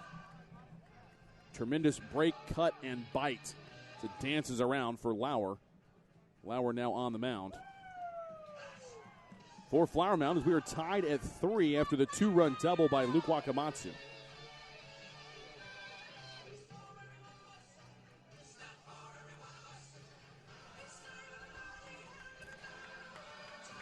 Lauer's numbers on the season. He has a 3-0 record, a save in 1 opportunity, a 0.54 earned run average. This is his 15th appearance. His 13th in relief. He's thrown 26 innings coming into the ball game, surrendering 10 hits in 26 innings. He's Given up 3 runs, 2 of them earned. 4 walks against 26 strikeouts. Has hit 3 batters, allowed a home run, but opponents only hitting 115 off of the right-hander Lauer, now on the mound. You say 115? Yeah. Wow. Opponent's hitting 115 off of Lauer, and he's coming out of the pen. This goes to show the depth that Flower Mound has.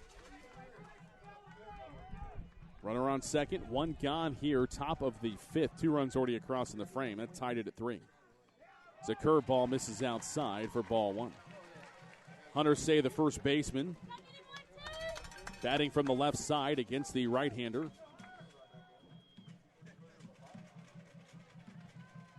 The 1-0 to Say. Swings through. Fastball in the dirt, 1-1.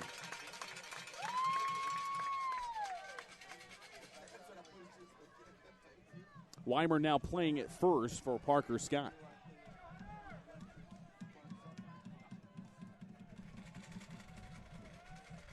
One from Lauer.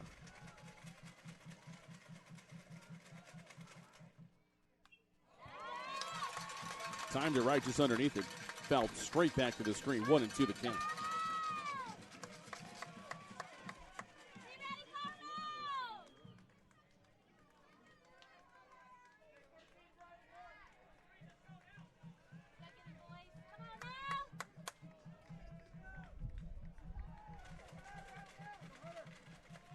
The 1-2 from Lauer to Say.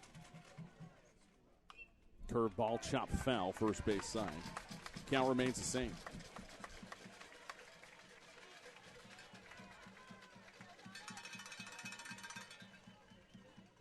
Four and a third from Weimer today. He threw 79 pitches, 49 for strikes. Surrendered 5 base hits, struck out 5, 2 walks, 3 runs all earned, also hit a batter. He's responsible for Wakamatsu on second.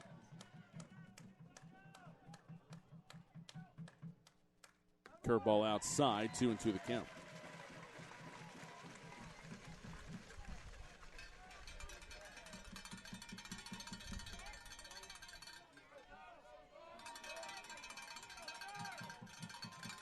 Runner on second, 2 balls and 2 strikes to count. To Hunter Say, the Indian first baseman. With 1 out here in the top of the 5th. Fastball swung on to right field, but high into the air. In fact, the second baseman, Hill, ranges back and makes an unbelievable catch in right center field. Noah Hill doing it again for the Jags. Oh, my goodness.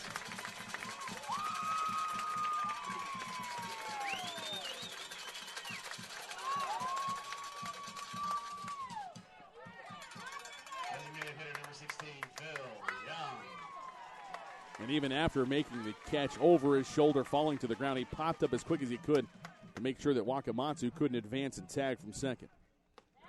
Curveball starts out Phil Young with a strike. 0-1 the count. 14th straight year in the playoffs for the Keller Indians and head coach Rob Stramp.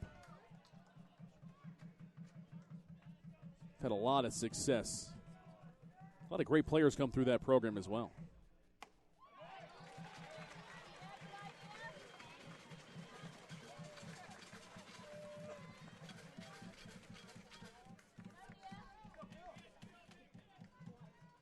In fact, one former Indian just got called up to the big leagues. We'll talk about him here in just a second.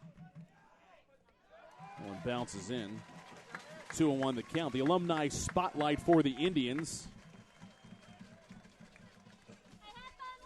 2009 graduate for Keller and somebody who we saw square off in the 09 by-district round as Lauer hits Young.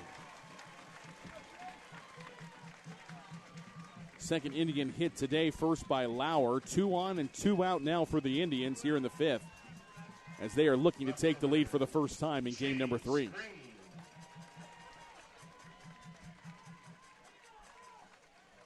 Chase Green had the team lead for hits coming into today's action. He shares that now with Knighting and Wakamatsu. So first pitch is in there for strike 1. 197 on the season, but 2 for 6 in the series. He had a triple, a walk, was hit by a pitch by Weimer last inning in the fourth.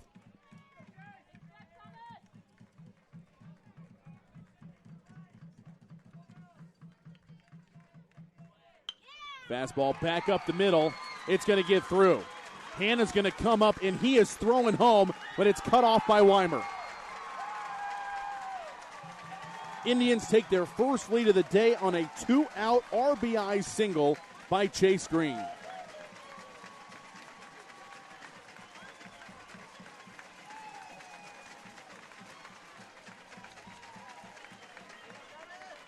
Wakamatsu with great break on that ball.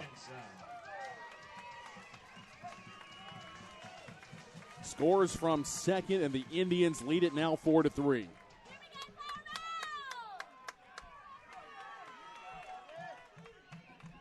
Here's the second baseman, Wilkinson. Same situation, 2-on-2 out here in the top of the fifth. Takes the first pitch on the outside corner for strike one. This former Keller alum that we're talking about, the featured alumni player for the Indians. They advanced a couple around his junior year, and his senior year, of course, falling to Flower Mound in the bi-district round. Was a 2009 Offensive Player of the Year, 2009 Under Armour All-American. Participated in the 2009 North Texas High School Baseball Coaches Association All-Star Game. All-State selection his senior year. 22 home runs and 46 doubles on a 43 crew. As this ball goes off of Lauer, scooped up by the shortstop Jacobson. Officially a 1-6 out, and the door is finally closed on the Indians in the top of the fifth. But not before they tie it up. They get 2 runs on the benefit of 3 base hits, no errors, and 2 left aboard. 3 runs scored in that inning as the Indians take the lead. Wakamatsu was plated on the knock by Green. So for the first time,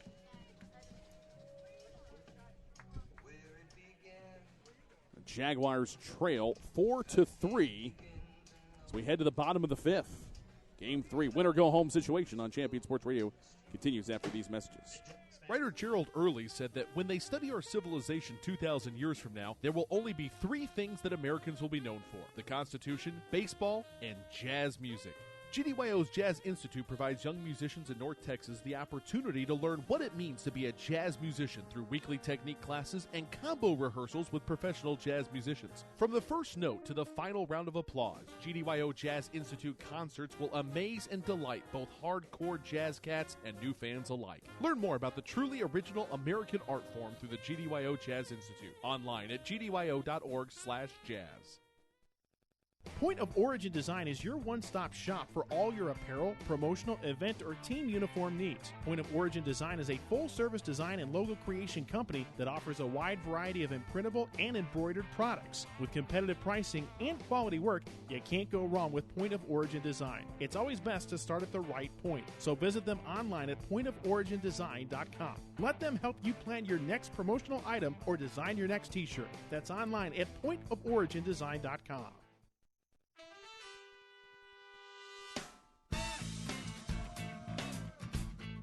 Top of the order duo for the Jaguars here, the bottom of the fifth. They trail for the first time today 4-3 to the Keller Indians. 4 runs on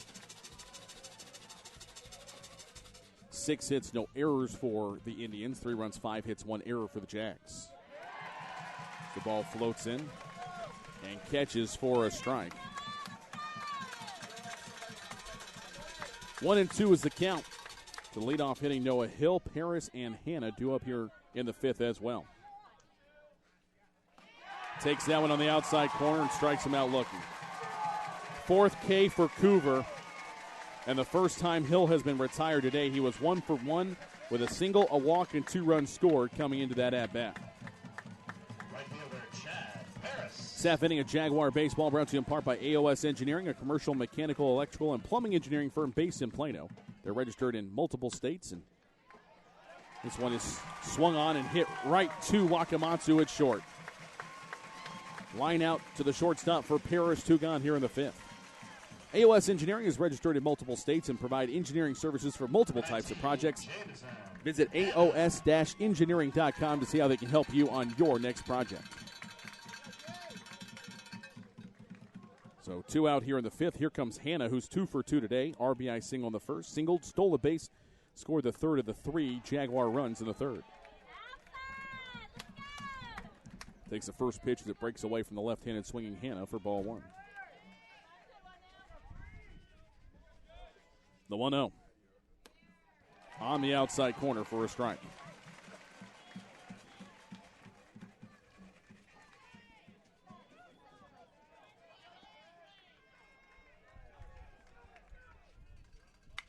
Hard hit ball. One hopper to Say at first. He'll step on the bag.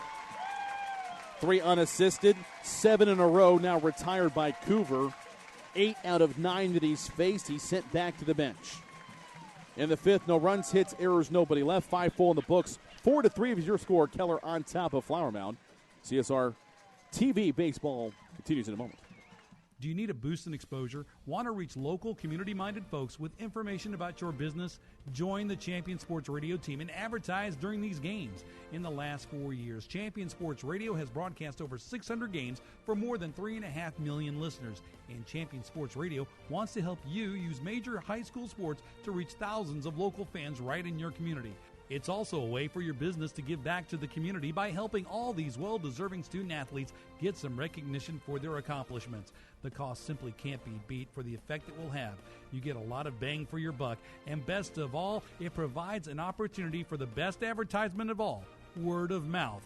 To secure your prime commercial spot during the broadcast, contact Thomas Lee at Champion Sports Radio by phone at 972-741-0334. That's 972-741-0334 or online at championsportsradio.com. Champion Sports Radio, your home for championship broadcast.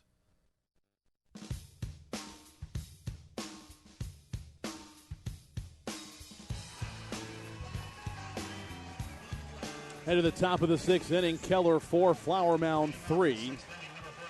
It'll be 9-1 and 2-2 up here in the 6th. Thomas Lauer is back out to begin his first full inning of work. Rich, Grasanovitz, and Knighting due up here in the 6th. First pitch swung on, popped up, maybe playable foul territory. Weimer's there, under it, makes a catch. 1 out here in the top of the 6th. Want to thank Jaguar Baseball sponsor Corner Bakery Cafe for their sponsorship. Corner Bakery Cafe features innovative seasonal menu options while delivering a premier bakery cafe experience in the heart of neighborhoods everywhere. For more information, visit cornerbakerycafe.com. So here's Grasanovitz. 0 for 3 today, 0 for 9 in the series. Takes the first pitch, strike 1. Talking about our featured alum for the Keller Indians. Young man who starred for Coach Stramp and then went down to Baylor.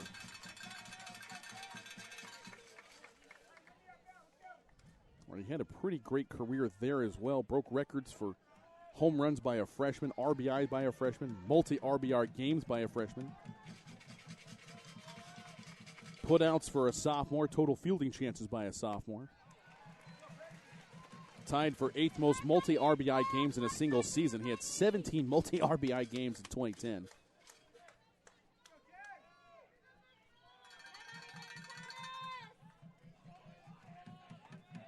Unbelievable player, both for the Indians and the Bears. Of course, talking of Max Muncy. Second ABCA, second team All-Midwest region, first team All-Big 12 as a sophomore. Freshman All-American by Collegiate Baseball as a freshman. As a strikeout, swinging strikeout, Grasanovitz is retired. First K for Lauer. 2 gone here in the 6th.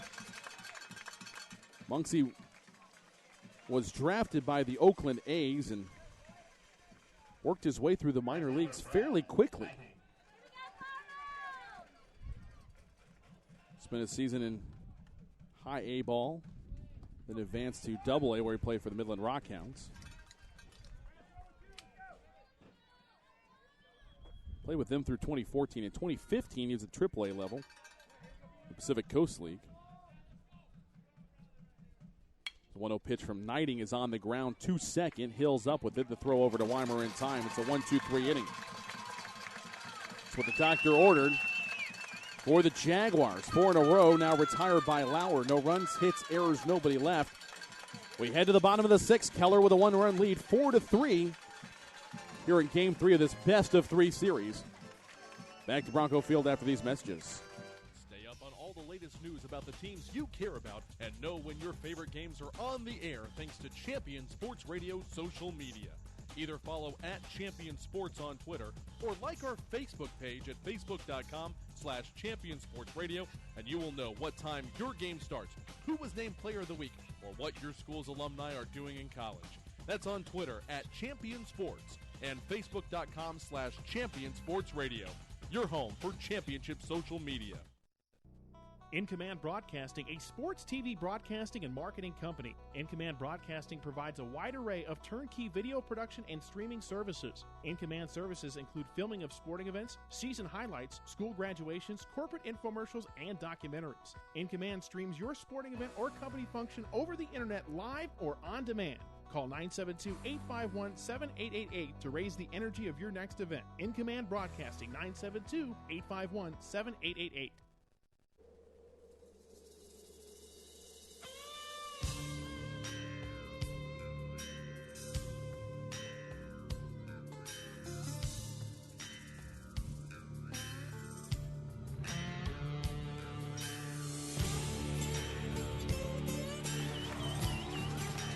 Keller 4, Flower Mound 3 as we head to the bottom of the 6th inning.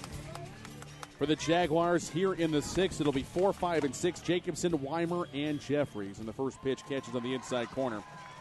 Riley Coover has been dominant since coming in. He faced off against Jacobson back in the 3rd. Has retired 8 of 9 batters.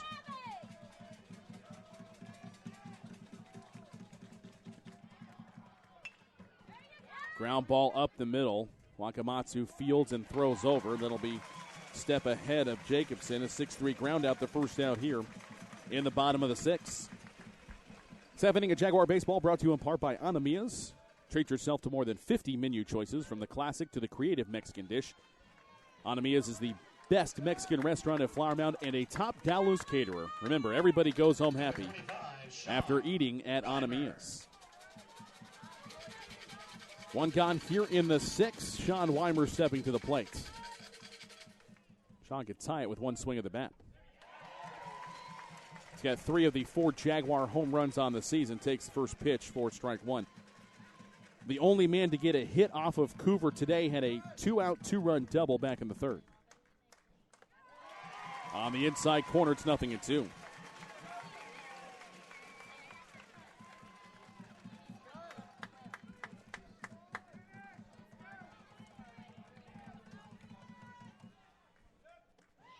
That one low and away. 1-2 the count. Complete our look at Max Muncy. He got called up to the big leagues on April 25th. He's done pretty well for himself since playing for the A's. This is a hard hit ball to 3rd. Rich, the freshman, up with it. The throw is offline. Weimer is headed over to second. E5 puts the potential tying run in scoring position for the Jaguars with 1 out here in the 6th. First Keller error of the afternoon. Since Muncy got called up to the big leagues, he's got a .293 average. He's worked 12 walks, has a home run and 10 RBIs. I'm sorry, that was in Nashville, his first 15 games of the year. He's since played 15 games for the A's, a .286 average with 2 home runs and 4 RBIs on the year. Max Muncy, our featured alumni player for the Keller Indians here today. Weimer is going to be relieved for a pinch runner. It's Trevor Jureka.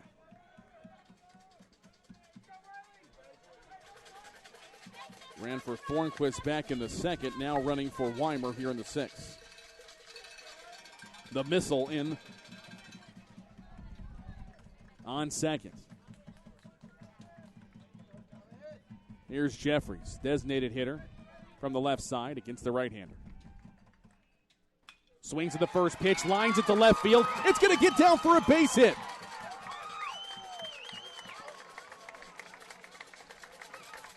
Runners at the corners now for the Jaguars with one out here in the sixth.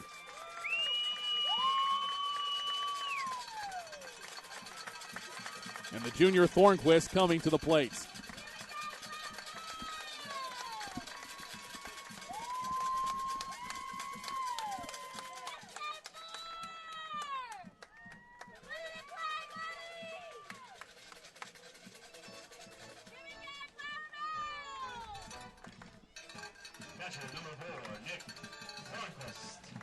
Our featured alumni players for the Jaguars we'll get to over the next inning or so. There's two of them, in fact, the two highest drafted players out of Flower Mound in their 14-year history. Make it 15 years this year. Squaring to bunt. Beautiful effort by Thornquist. Running down the line. He is tagged, but the tying run scores. A beautiful sacrifice bunt RBI by Nick Thornquist ties the game at 4 as Jureka scores from third.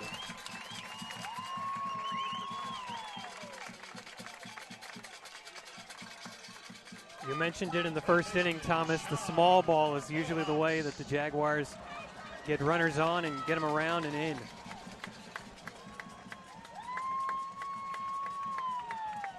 Now the potential go-ahead run in scoring position for Sean Holhouse as Jeffries is on second, advancing on the bunt.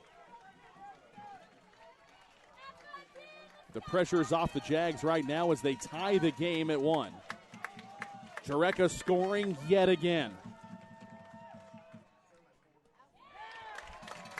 And the first pitch to Sean Holhouse is low and outside for ball 1. 1-0 the count. The two highest drafted players in Flower Mound history were both drafted in the same year, the 2005 amateur draft. They helped lead the Jaguars to their first two state tournament appearances in 03 and 04. As Holhouse takes that one for a ball, and it's now a 2-0 count. The first is Craig Italiano, the 6'4", 215-pound pitcher, was the 53rd selection overall in the 2005 draft, worked his way up to AAA. Even had a cup of coffee with the Padres at one point after being drafted by the Oakland A's, straight out of Flower Mound. And that pitch can't catch on the outside corner. It's now a 3-0 count for Holhouse.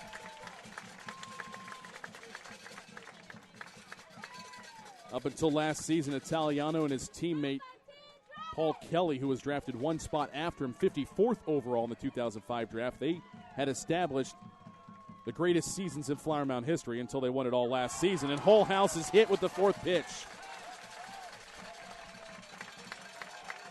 First Jaguar hit, and Evan, once Coover cruised through the lineup, retired 9 out of 10. Then the error as Weimer reached. Then we had a single by Jeffries, the beautiful sacrifice bunt RBI by Thornquist. Now Holhouse hit by a pitch. It's been 3 out of 4 batters reaching base after 9 out of 10 retired by Coover. And here comes the pitching coach for the Indians, Jared Stafford, to talk to his infield.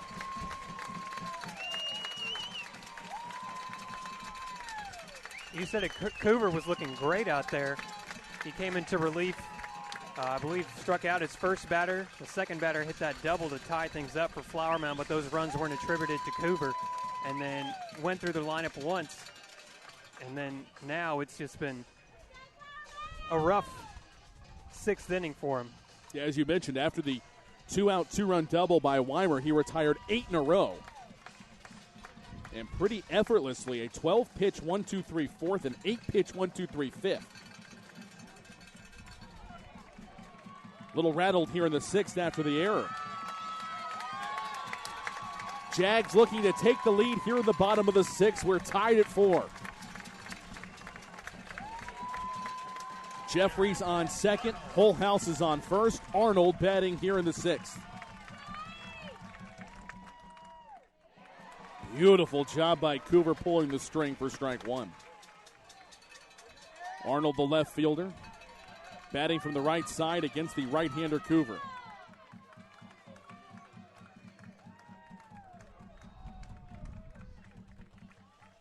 Time called, no pitch.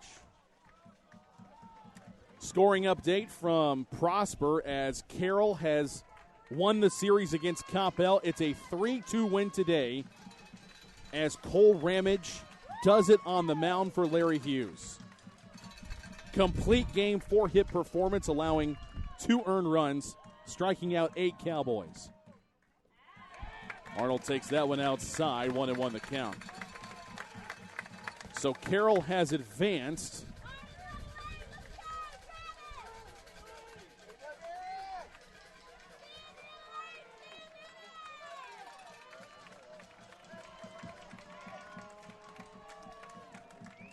One pitch to Arnold. That one stays inside. Arnold kind of ducked a little bit on it, too. 2-1 the count. Carroll awaiting the winner of the Martin-Abilene series. Martin with a 3-2 lead in the top of the 7th after they won Game 1 by a score of 2-1 over the Eagles. Swings through that one, got a piece of it. Runners have to go back to their positions. 2-2 the count here with 2 gone in the bottom of the 6th. Arnold with the game-winning walk-off hit in the bottom of the 9th last night. He'll wind up being the hero again today. Looking for a clutch 2-out hit, his second in as many games. Can he get it? Coover comes set. Deals, swung on, and sent to center. Krasinovitz tracking it 5 steps to his right. It's under it, makes the catch. Jaguars do what they needed to do. They tie it up. They get a run off of a base hit and an error. Strand 2 runners in the 6th. We're headed to the 7th, tied at 4. It's Game 3. Winner advances. The loser's season is done. We continue with more playoff baseball on CSR TV after these messages. Many heart conditions can be fixed, but many of us don't know we have a problem until it's too late. On April 2nd, 2009, Zachary Schraw, a 16-year-old sophomore offensive lineman, died of sudden cardiac arrest, the #1 cause of death among student athletes. Like so many SCA victims, Zach had no heart issues, nor did anyone in his family. If Zach had an echocardiogram, he might have been able to avoid suffering a condition that takes 10,000 of our youth each year. In his memory, Living for Zachary was formed to try and prevent SCA from taking the lives of youth everywhere. Join in the fight today and stop the silent killer of SCA by scheduling your young athlete for an echocardiogram, a procedure that can detect any heart issue with 99% accuracy. For more information, visit www.livingforzachary.org. That's living4zachary.org, and let your heart be heard.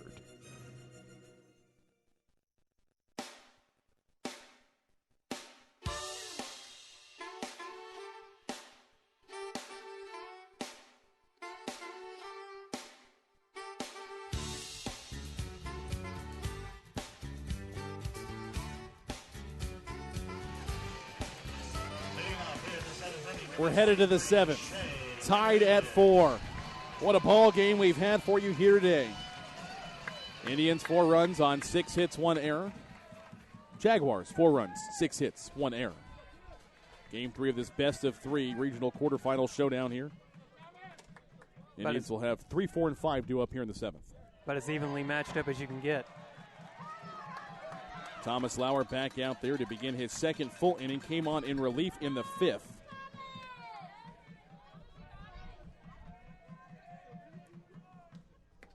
Fastball misses low and outside. 2-0 the count here to Shea Langeliers. He's 1 for 2 today. Had an RBI single in the 3rd. Walked in the 5th. His courtesy runner, Jared McKinney, scored in that 3-run 5th for the Indians. At the knees, catches strike 1. Darren Arnold in left field. Jamison Hanna in center. Chad Parrish in right. That's about as much speed as you could put on an outfield, folks.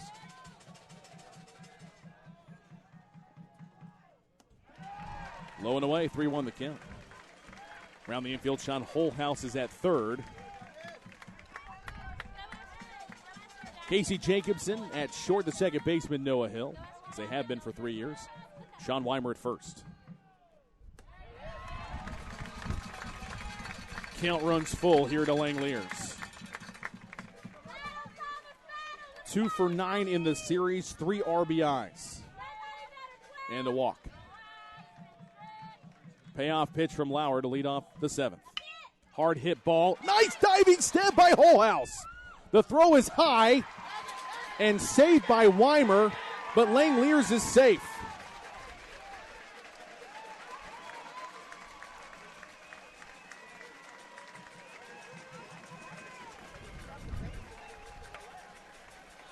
Unbelievable job by Holthouse to get to the ball. Then he rushed the throw.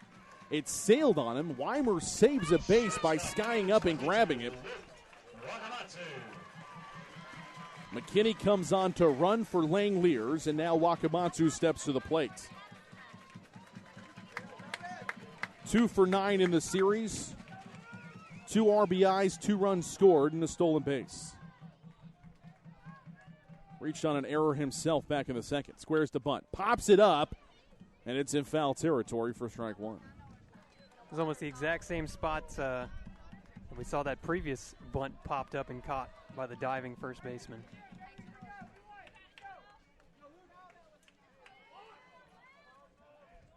Here we go, Thomas. Let's go, buddy.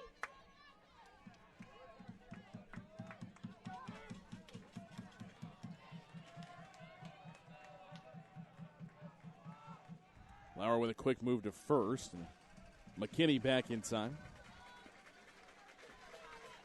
So again, this Jaguar bunch, particularly the 3 of the 4 middle infielders right now, and Jacobson, Hill, and Weimer rewriting the history book for the Jags and have a chance to really cement themselves as the top dogs in history. But right now it's Italiano and Kelly. Paul Kelly selected 53rd and 54th respectively in the 2005 draft. They took the Jaguars to back-to-back state tournament appearances back 2003 and 2004. Jags trying to do the same thing here, but they have to get a run without one scoring here. It's almost gone now into sudden death. Tied at 4 in the 7th. Jaguars do get to bat last here today.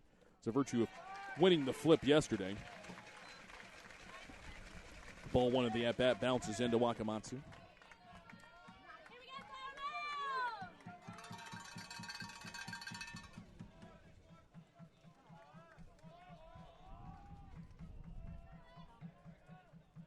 The 1-2 to Wakamatsu. High ball 2. McKinney on first running for Langoliers, who reached on an error. Nobody out here, top of the 7th in a 4-4 ball game.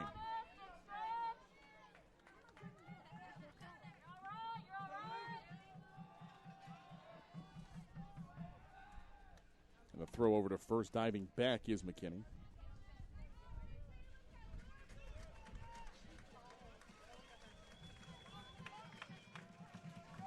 So the 4th-seeded Carroll Dragons have advanced to the regional semifinals. Not a typical 4th seed, though. They had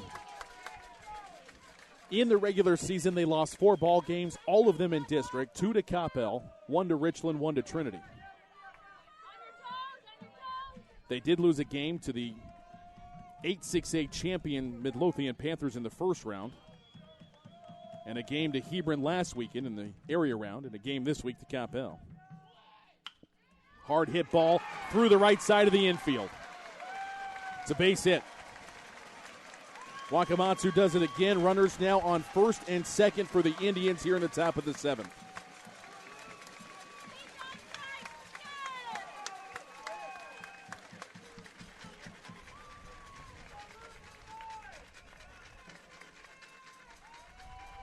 Here's Hunter Say. The 2, 3, and 4 hitters have been the one to do the damage today for Keller. Knighting 2 for 4. He scored 2 runs. Langeliers 1 for 3, but he drove in a run with the base hit. He walked. McKinney scored for him in the 5th, now reaching on an error, and McKinney's on second base. And Wakamatsu 2 for 4. As the bunt goes first base side, wheel route is on, and Weimer will throw to Hill for the out. Great sacrifice bunt by Say. Sacrifice bunt 3-4 advances the runners over.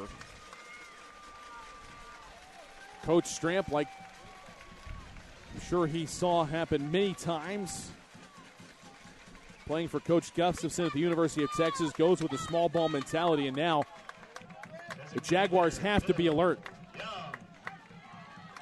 Could have a suicide squeeze. Pretty much anything. The book is open with only 1 out to try to get that run in. The first pitch, curveball, breaks in, strike 1 to Phil Young.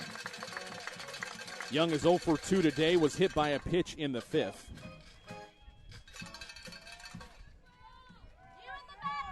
And that was against Lauer.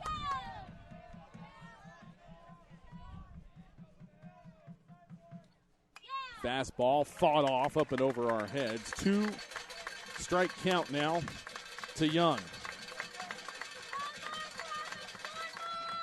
Chase Green, the left fielder, on deck for the Indians.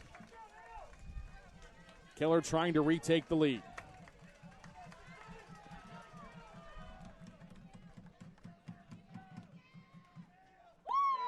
Curveball misses outside, 1-2.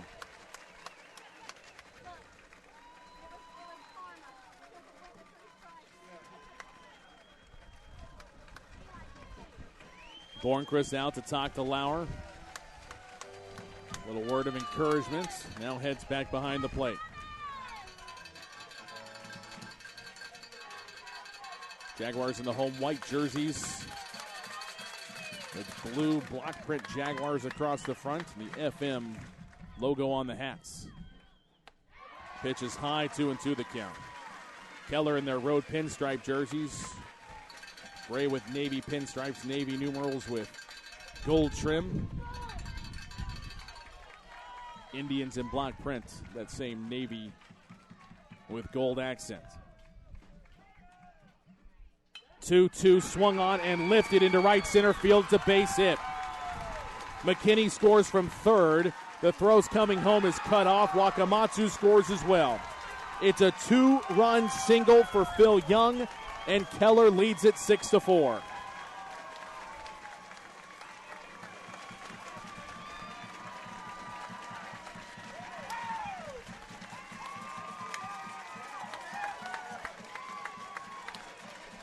What an at-bat by Young. Fell behind 0-2. Waited for a pitch he could do something with and deposited it into shallow right center field. Base hit. Indians on top by 2. First pitch of the letter, strike 1 to Green. Largest Indian lead since game 1.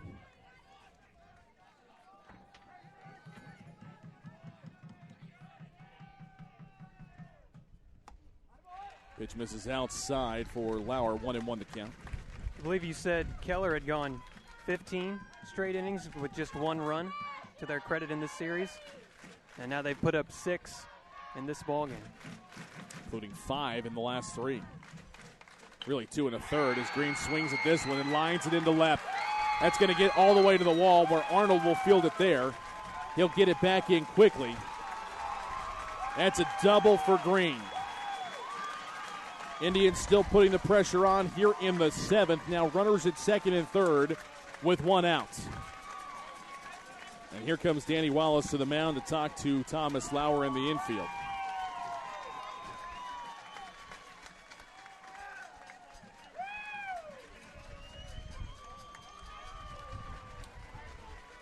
And Lauer's day is done. Boy, the senior has pitched so well this season. Leaves to a standing ovation. Again, a 0.54 earned run average coming in. 2 runs in this inning charged to him, one of them earned. He's responsible for both men on. We've got a new pitcher on the mound for the Jaguars. It's going to be Parker Murphy. Number 6, Parker Murphy. Murphy now on the mound for the Jaguars.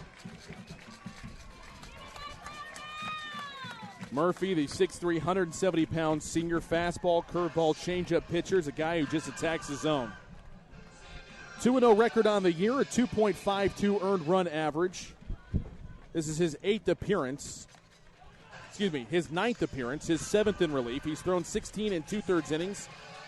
Has surrendered 18 base hits, 7 runs, 6 earned, 1 walk, 10 strikeouts. Has hit 2 batters, allowed a home run. Opponents hitting .281 off of Parker Murphy, the righty, now on for the Jaguars, as Keller leads it 6-4 here in the top of the 7th, with runners at second and third and 1 out.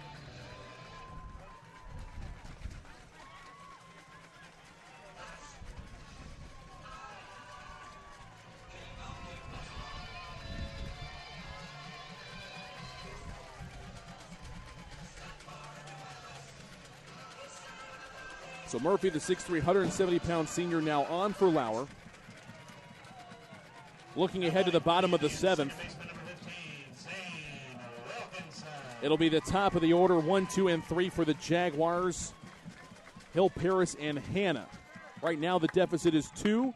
It's Murphy's job to keep it there, not make it any worse. Infield in for the Jags. First pitch, strike 1 to Wilkinson. Double play, conventional double play is off here with runners at second and third. Wilkinson, 1 for 8 in the series. Off speed outside, ball count even, 1-1.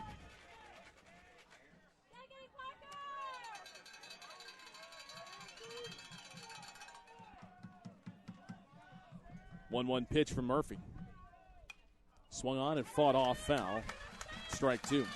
This half inning of Jaguar baseball brought to you in part by D-Bat Louisville, a proud sponsor of the Jags. They've got a premier climate-controlled baseball and softball academy with 14 cages and a fully stocked pro shop. Visit their website at dbatlouisville.com. That's dbatlouisville.com for individual lessons, team workout information. Murphy has Wilkinson set up 1-2. Time called at the plate. Darren Arnold in left, Jamison Hanna in center, Chad Paris in right. Sean Holhouse in front of the bag at third. Jacobson halfway in between second and third at short. Hill a little closer to second than he is first. And a beautiful curveball, strikeout number 11 on the season for Murphy as he gets the K of Wilkinson here in the 7th. Now 2 gone. Completing the defensive alignment, Sean Weimer is now behind the bag at first as the middle infield retreats to their normal position. The battery again, Nick Thornquist behind the plate. Parker Murphy on the mound. First pitch is swung on and fought off for strike 1. Kyle Rich, 0 for 2 in the contest. Jalen Fisher hit for him. Grounded out to short. Murphy checks the runner at third, comes home, ground ball up the middle, diving stop by Hill. The throw over is not going to be in time. It's another run, and the ball gets away from Weimer. 2 runs will score. 1 on a hit, 1 on an error. The deficit is now 4. It's an 8-4 Keller lead here in the 7th.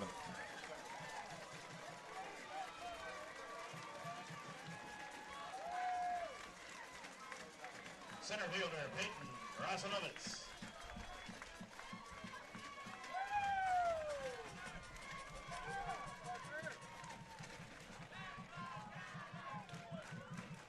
First hit off of Murphy. The lineup will now reset, and Krasnovic steps in.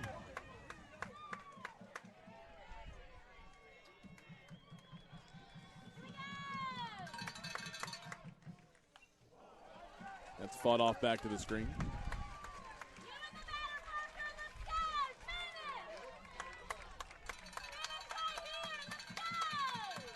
1-1 the count.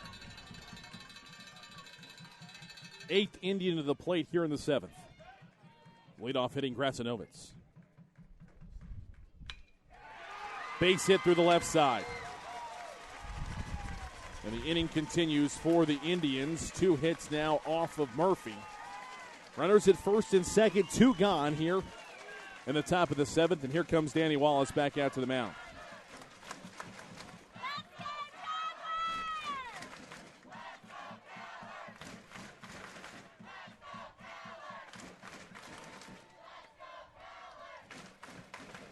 Danny Wallace with a slow walk to the mound. He's going to take the ball out of the glove of Parker Murphy. So Murphy faced 3 batters, gave up 2 base hits, struck out the first man he saw.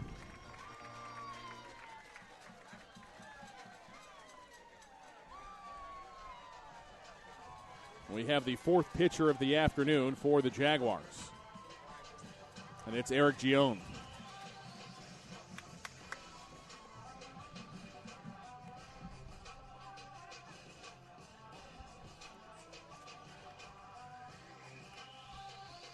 Gion, the 5'11", 170-pound senior. Gion, fastball, slider, changeup.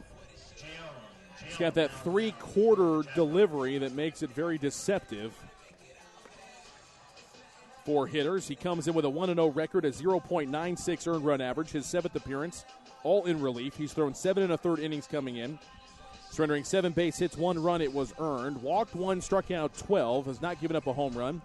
Opponent's hitting .259 off of Gion, whose charge right now is to try and retire Bradley Knighting, who is 2 for 4 today.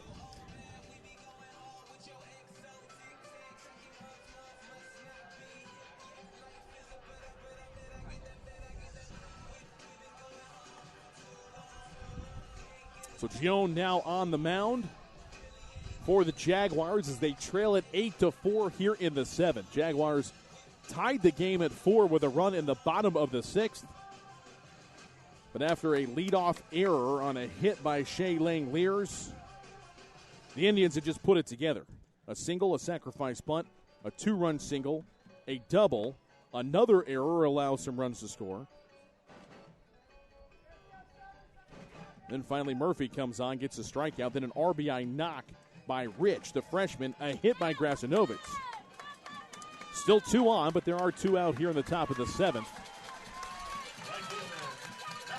And Gion now is tasked with trying to get out of the inning without any further damage being done.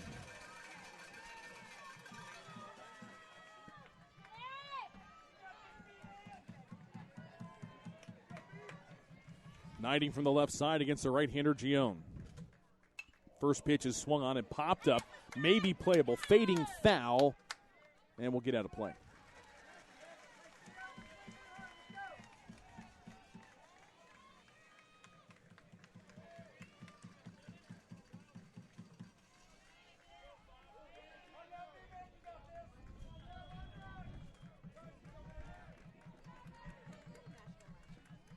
The 0-1 from Gion.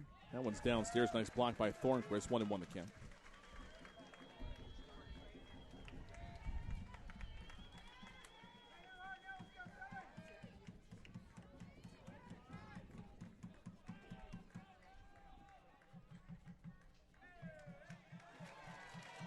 Time called, and Thornquist will head out to the mound to talk to Gion. Make sure they're on the same page here. The Indians have really put it together here in the 7th with 4 runs. Looking for their first ever playoff series victory over the Jaguars. Flower Mound will come to bat with the top of the order in the bottom of the 7th. Trying to get there right now. Pitch is swung on to left center field, hit well, and it's going to get over the head of Hanna.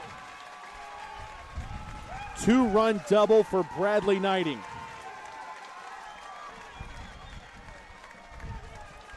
Grasanovitz scores from first. Rich from second. It is a 6-run 7th inning, and the Indians now lead it 10-4 on the defending state champion Jaguars.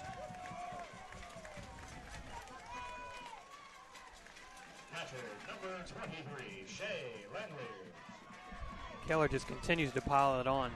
That's the 6th hit of the inning, I believe. It is. 6 runs on 6 hits, but only one of those runs an earned run, although they all count on the scoreboard.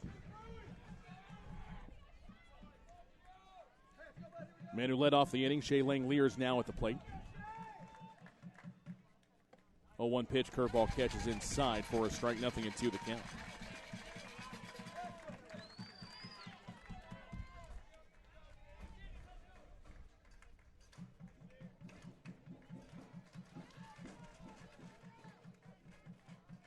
0-2 pitch from Gion. Runner takes off for third. It's a strikeout at the plate. First strikeout for Gion. And that'll do it for Keller in the 7th. But the damage is done. 6 runs on 6 base hits. 2 errors in the inning. And a runner left on. Last chance time for the Jaguars. They need 6 to tie. In the bottom of the 7th, it'll be the top of the lineup when we return here to Bronco Field. You're listening to Playoff Baseball. Champion Sports Radio and CSR TV. Many heart conditions can be fixed, but many of us don't know we have a problem until it's too late. On April 2nd, 2009, Zachary Schraw, a 16-year-old sophomore offensive lineman, died of sudden cardiac arrest, the #1 cause of death among student athletes. Like so many SCA victims, Zach had no heart issues, nor did anyone in his family. If Zach had an echocardiogram, he might have been able to avoid suffering a condition that takes 10,000 of our youth each year. In his memory, Living for Zachary was formed to try and prevent SCA from taking the lives of youth everywhere. Join in the fight today and stop the silent killer of SCA by scheduling your young athlete for an echocardiogram, a procedure that can detect any heart issue with 99% accuracy. For more information, visit www.livingforzachary.org. That's living4zachary.org, and let your heart be heard.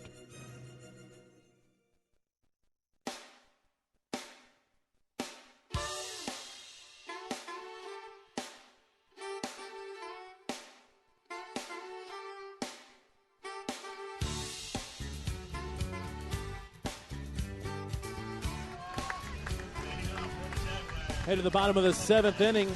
Jaguars need 6 to tie to match Keller's offensive output in the top half of the inning. It's Keller 10, Flower Mound 4. Top of the order, 1, 2, and 3-2 up. Hill, Paris, and Hanna face off against the closer for the Indians. Burner is on, and his first pitch misses inside, ball 1 to Hill. We've seen Burner in each of the first 2 games of this series. Didn't know if he'd have anything left for today, but he's given it his all, and his first 2 pitches are balls to the patient Noah Hill. Burner with an inning. Coming on in relief in game 1. Faced 3 batters, retired all 3 as Hill starts it off with a single here in the 7th.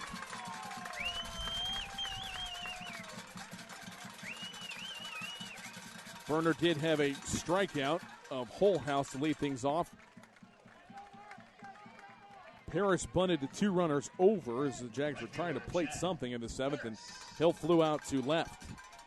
So it was a perfect inning for Burner in game 1 through 13 pitches, 8 for strikes. Paris with a base hit, back-to-back knocks for the Jaguars to start things out here in the 7th. Yesterday, Burner worked 3 1/3 innings, gave up 3 base hits, walked 2 batters, allowed 1 run. It was earned. He was the losing pitcher as Arnold plated Jureka for the win yesterday. Burner threw 50 pitches 24 hours ago.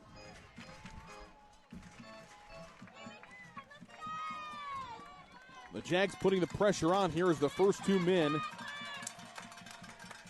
have reached base. Werner's first pitch to Hannah. Inside as it breaks in for strike one. Hills on second. Paris on first. Hannah 2 for 3 today with an RBI single, a stolen base, and a run scored in the first and third innings, respectively. Swings at this one and lines it foul down the third base line, 0-2. Chase Green in left field, Peyton Grasinovitz in center, Bradley Knighting over in right. Because of the way the wind is blowing, Knighting a few steps in at right, and Green pushed back a few steps in left, and a slight shift over towards left, mostly because of the breeze, I would assume. The pitch is high, and both runners will advance. 1-2 the count.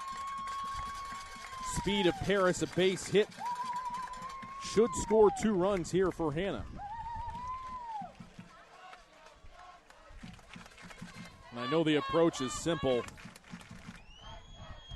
Just keep the merry-go-round going here. 6 to tie, 7 to win. 1-2 from Berner. Fought off. Good defensive swing by Jamison Hannah. 1-2 the count.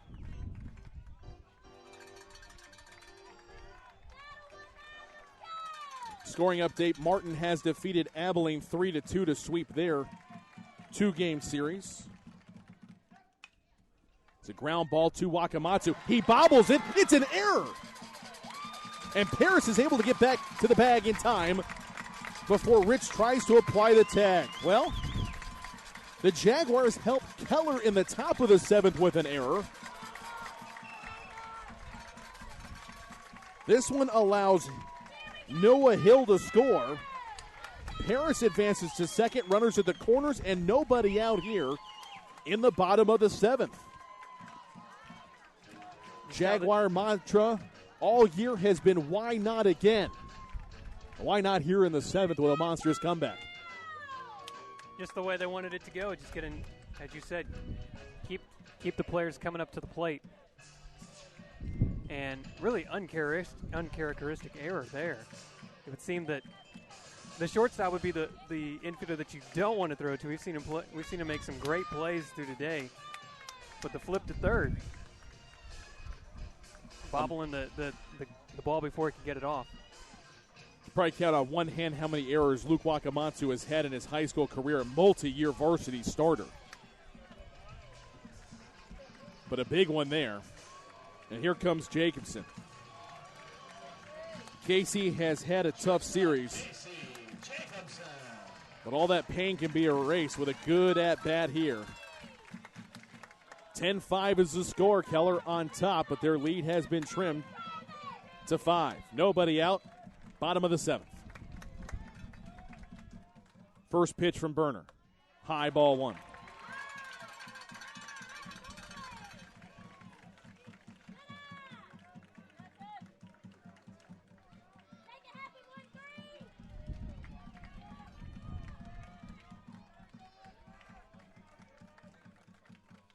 One-0 pitch. High and outside. Good eye by Jacobson, but even better hitters count 2-0 for the Jaguar leader in batting average and RBI.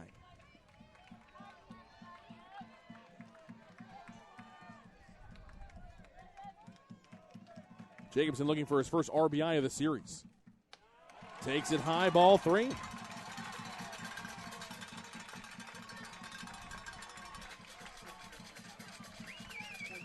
More than likely the take sign is on here for Jacobson. But we'll see. You never know with Danny Wallace. 3-0. He takes it. It's strike 1. The automatic in there for Berner.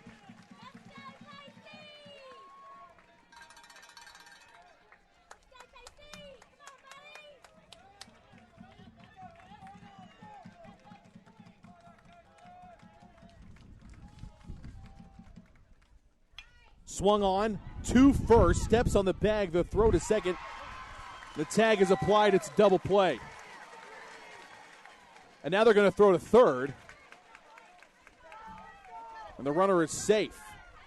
But hold the phone. Danny Wallace is coming out saying there's no force at first base because the first baseman stepped on the bag. The tag had to be applied, and we'll see what the second base umpire has to say. I think that's Survey Blanco. And he's going to say that he's out. Hard hit ball by Jacobson. 3 unassisted. 6 of the double play. Jaguars down to their final out.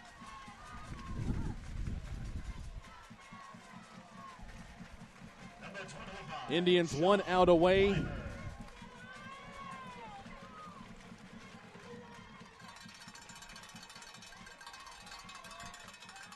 From a showdown with the Friendship Tigers. First pitch downstairs, ball 1 to Sean Weimer.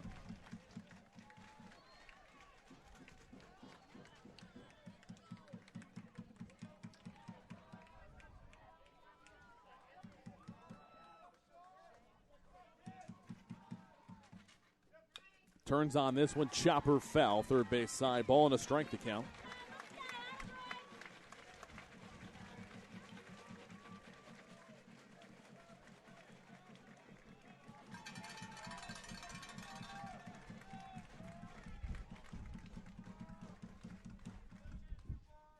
Swung on. Chopper again, just foul, third base side. Rich almost had a play. If it would have been fair, might have gotten to it. I don't know if he would have thrown out Weimer or not, but it was outside the line. Indians a strike away. Can the Jaguars keep the inning going?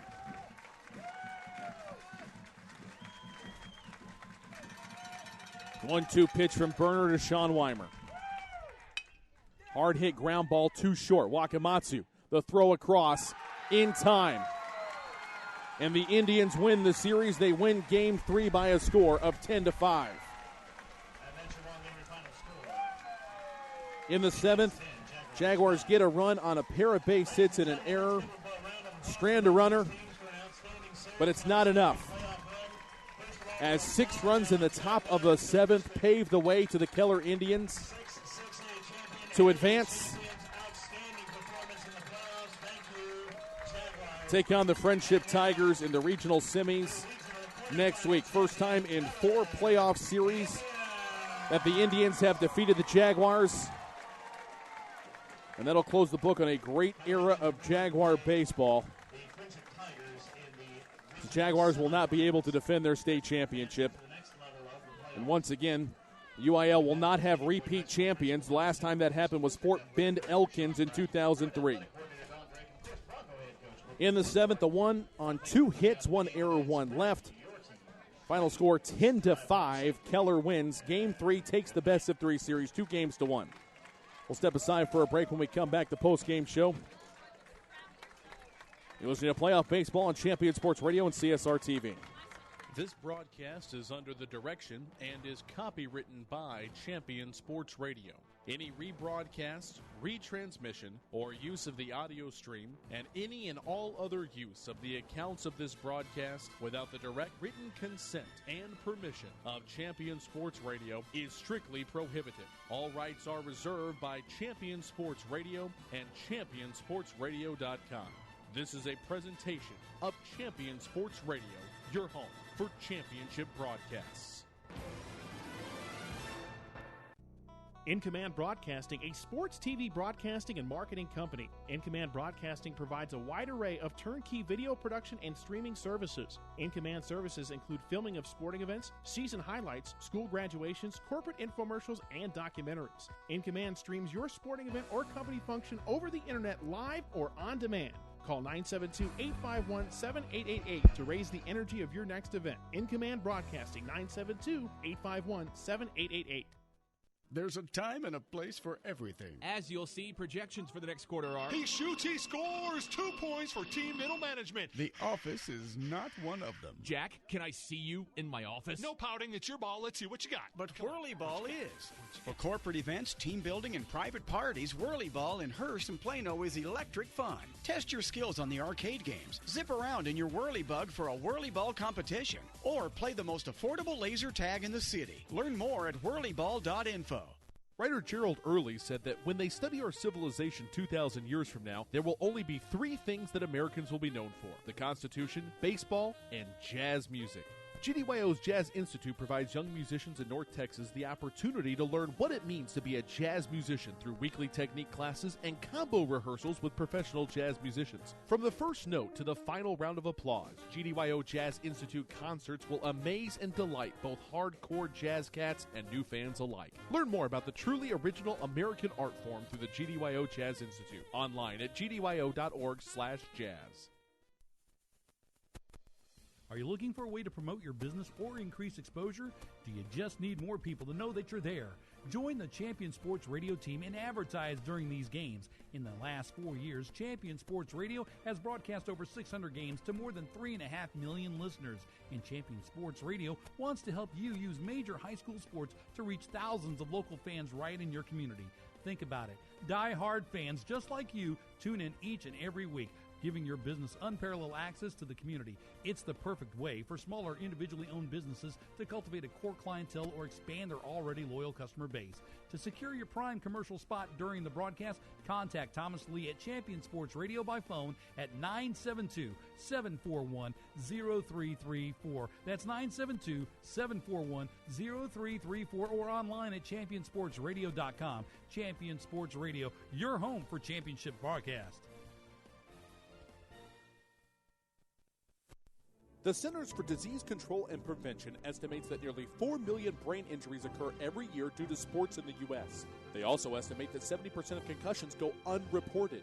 Not identifying concussions early can be devastating, especially if the athlete continues to play with symptoms. Catching hard hits fast is critical, and that's why you need the Shockbox Helmet Impact Sensor. The Shockbox is a small sensor that easily attaches to most football, lacrosse, and hockey helmets and instantly sends a signal to a smartphone on the sidelines when the player has taken a hard hit that puts them at higher risk for injury. The free app receives data from the sensor, displays information about the impact, and even walks the user through a concussion assessment. The app also logs symptom and impact data for future medical use. Visit ShopboxDFW.com to learn more about the Shockbox Impact Alert Sensor and determine if it is the right option for your child. Be warned instantly when a player has experienced a head impact that could result in a concussion. Visit ShockboxDFW.com today. ShockboxDFW.com.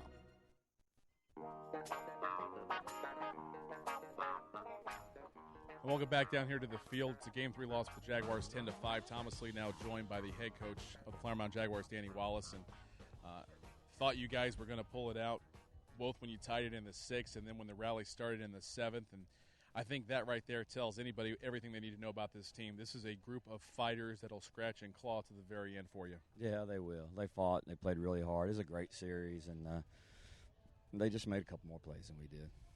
Keller's a really talented team, and they advanced, beating the Jaguars for the first time in 4 playoff matchups. But it's been a great weekend of baseball, a pitch here, a pitch there. The whole thing could have been completely different, but I know you're proud of the effort you guys gave out there on the mound, on the base pass, in the field. The intensity of this program has been there. And the last 3 years, obviously, definitely have changed to the mold that you have formed. Well, it's those boys, and it's this senior class with all their wins and all the accomplishments that they've had. It's great. They played hard. We just sometimes you have to tip your hat. This senior class is going to be a tough one to say goodbye to. You've got 3 guys who have been varsity members since the first day you stepped onto campus. They were sophomores, and this is really the core, the foundation. This is the class that bought in to the message that you brought to the Jaguars and has led to an unbelievable amount of wins, 80-plus in your history, 3 years here. Talk a little bit about some of these guys you're going to have to say goodbye to. Well, there's too many of them to talk about all of them right now. It's just they're a great group. 3 of them have been on the varsity for 3 years, and the other The other group have been with us for 2 and have just pushed, and they're a great group. They're very talented. Several of them are going to play college ball, and they laid it all on the line today. And, sometimes it just doesn't work out for you. A pitch here, a swing there, just something. And Keller's good. And I'm not going to take anything away from them. We could have done a couple things different, but they were just a little bit better today at crunch time. Obviously, it's tough to say goodbye, but knowing the great shape that the program is in, this group of seniors has helped cement that legacy. And what makes this group special? Obviously, they've got the championship ring to go with it, the 3 straight district titles. I mean, that's stuff that kids just don't get to accomplish. What are some of the other things you'll always remember about this class? Well, they helped mold the program the way we wanted to mold it, too. The hard work and the never say die and no excuses, things of that nature. And so, and you're right, once the bar's been established and then met the next time, it solidifies it, and that's what they've done. I mean, that, as Coach mentioned, they won district when they were freshmen, too, so they don't know anything but winning district titles. So they've established it the way we wanted established. Coach, I know it's not the way you wanted the season to end, but you've got to be proud of your staff, of your kids. It was another great year at Jaguar baseball. It was, and it always hurts when it ends, and only one team gets to be happy the last day of the season. And I'm very happy for them, and our staff worked really hard, and I don't really know what to say. Round 3 is a great round to get to. It always hurts to lose, but yeah, it's another great season. Congratulations on another great year, Coach. Thank you. That's Danny Wallace, the head coach of the Jaguars. We'll be back to wrap things up after these messages. 10-5 the final score in this one as Keller defeats Flower Mound in Game 3, and the defending champs season is done. We'll be back after these messages on CSR TV. Point of Origin Design is your one-stop shop for all your apparel, promotional, event, or team uniform needs. Point of Origin Design is a full-service design and logo creation company that offers a wide variety of imprintable and embroidered products. With competitive pricing and quality work, you can't go wrong with Point of Origin Design. It's always best to start at the right point, so visit them online at pointoforigindesign.com. Let them help you plan your next promotional item or design your next t-shirt. That's online at pointoforigindesign.com. Are you tired of only spending time as a family huddled around the TV? Would you like to enjoy some culture with your loved ones without breaking the bank? Then let me introduce you to the Greater Dallas Youth Orchestra. The GDYO provides music education and performance opportunities for musically talented youth, but this is no kids' concert. The GDYO comprises 7 different ensembles made up of over 425 talented musicians ages 8 to 18, representing more than 50 communities in North Texas. You won't believe how amazing these ensembles sound until you hear it for yourself. So join them for one of their concerts at the Meyerson Symphony Center or Dallas City Performance Hall. For more information on how to make a donation, as well as a listing of upcoming GDYO concerts, visit gdyo.org. And if you know a talented young musician interested in an unbelievable experience, auditions take place in the spring. Connect with the Greater Dallas Youth Orchestra on Facebook, Twitter, LinkedIn, and at gdyo.org.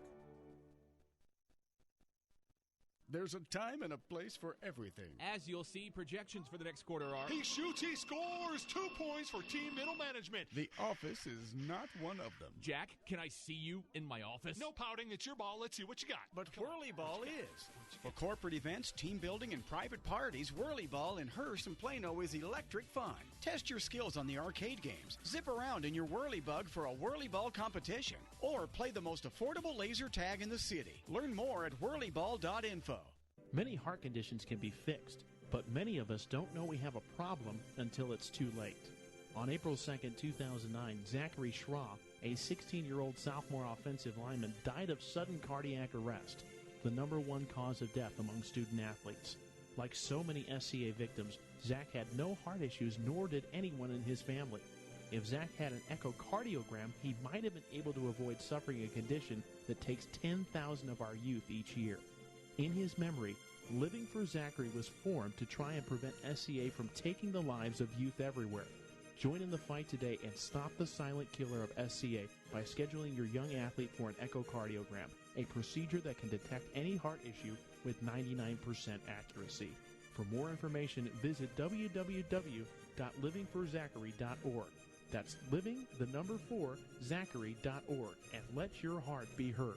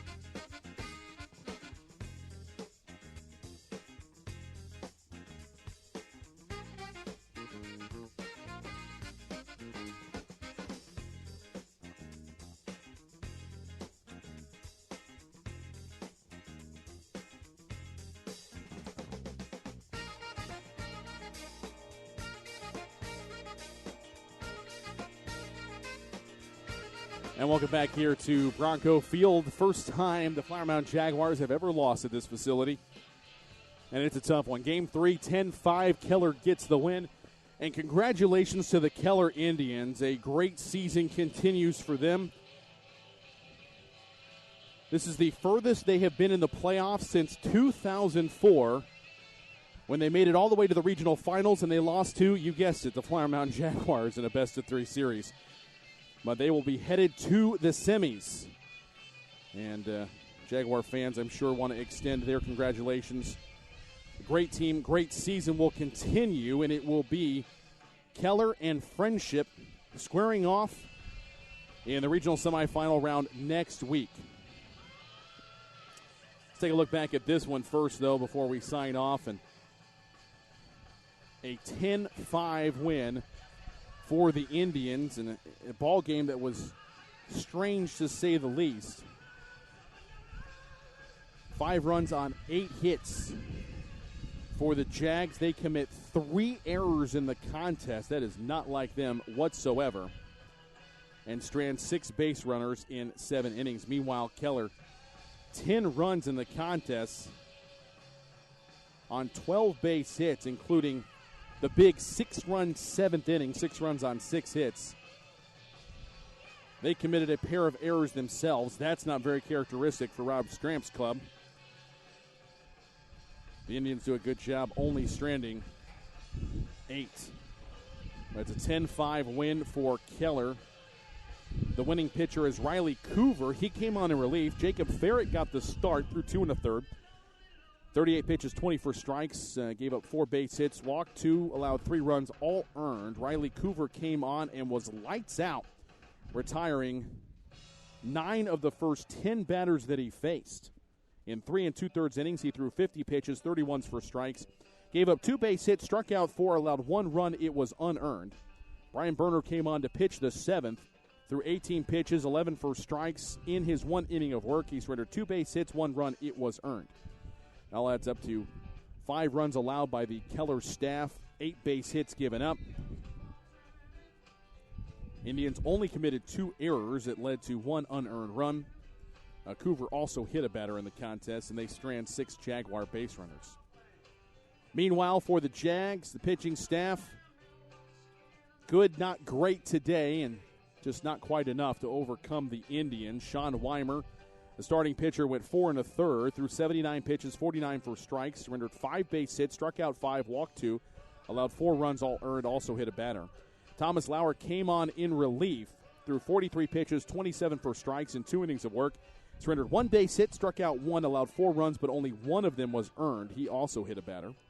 Parker Murphy came on in relief in the 7th. Faced 3 batters, 9 pitches thrown, 7 for strikes in his 1/3 of an inning. Surrendered 2 base hits, struck out 1 batter, allowed 2 runs, both unearned. Eric Gion came on and faced 2 batters, gave up a base hit and struck out the other. 6 pitches thrown, 5 for strikes, 1/3 of an inning for Gion. And Keller did the unthinkable. They got to the Jaguar pitching staff, 10 runs on 12 hits, aided by 3 Jaguar errors. 8 Indians stranded in the contest, but probably the shocking thing, 5 unearned runs in the ball game scored by Keller. You take those off the board in an error-free contest like the Jags normally play, and it's a 5-5 ball game, and we're still going here. Thomas Lee now as they bring back Evan Nimick in, and this is a solid team built on fundamentals of pitching and defense, and today they didn't quite have either. That's part of the reason why the season's over. And all 5 of those unearned runs were all in the 7th inning, correct? A part of that 6-run 7th inning that Keller used to take back the lead for good? Yeah, the 2 errors in that 6th inning. In the 7th inning. It was a 6 runs on 6 hits, 2 errors, 1 man left as they just kept plating runs and kept plating runs. One was the leadoff man, Lang Lears, reached on an error. And then an error on a throw allowed another run to score in the inning to continue. But it's a tough thing here for the Jaguars. They know what it's like to reach the summit and capture the ultimate prize. And as you heard Coach Wallace in our postgame interview, this team doesn't know anything other than winning district championships, putting together. This is a club that has won 94 ball games in 3 years, and that's pretty astounding. A lot of playoff success as well. but the 2015 season has come to a close. Let's take a look at some of the hitting numbers here before we say goodbye. Peyton Grazinovich leading off for Keller was 1 for 5, singled and scored in the 7th.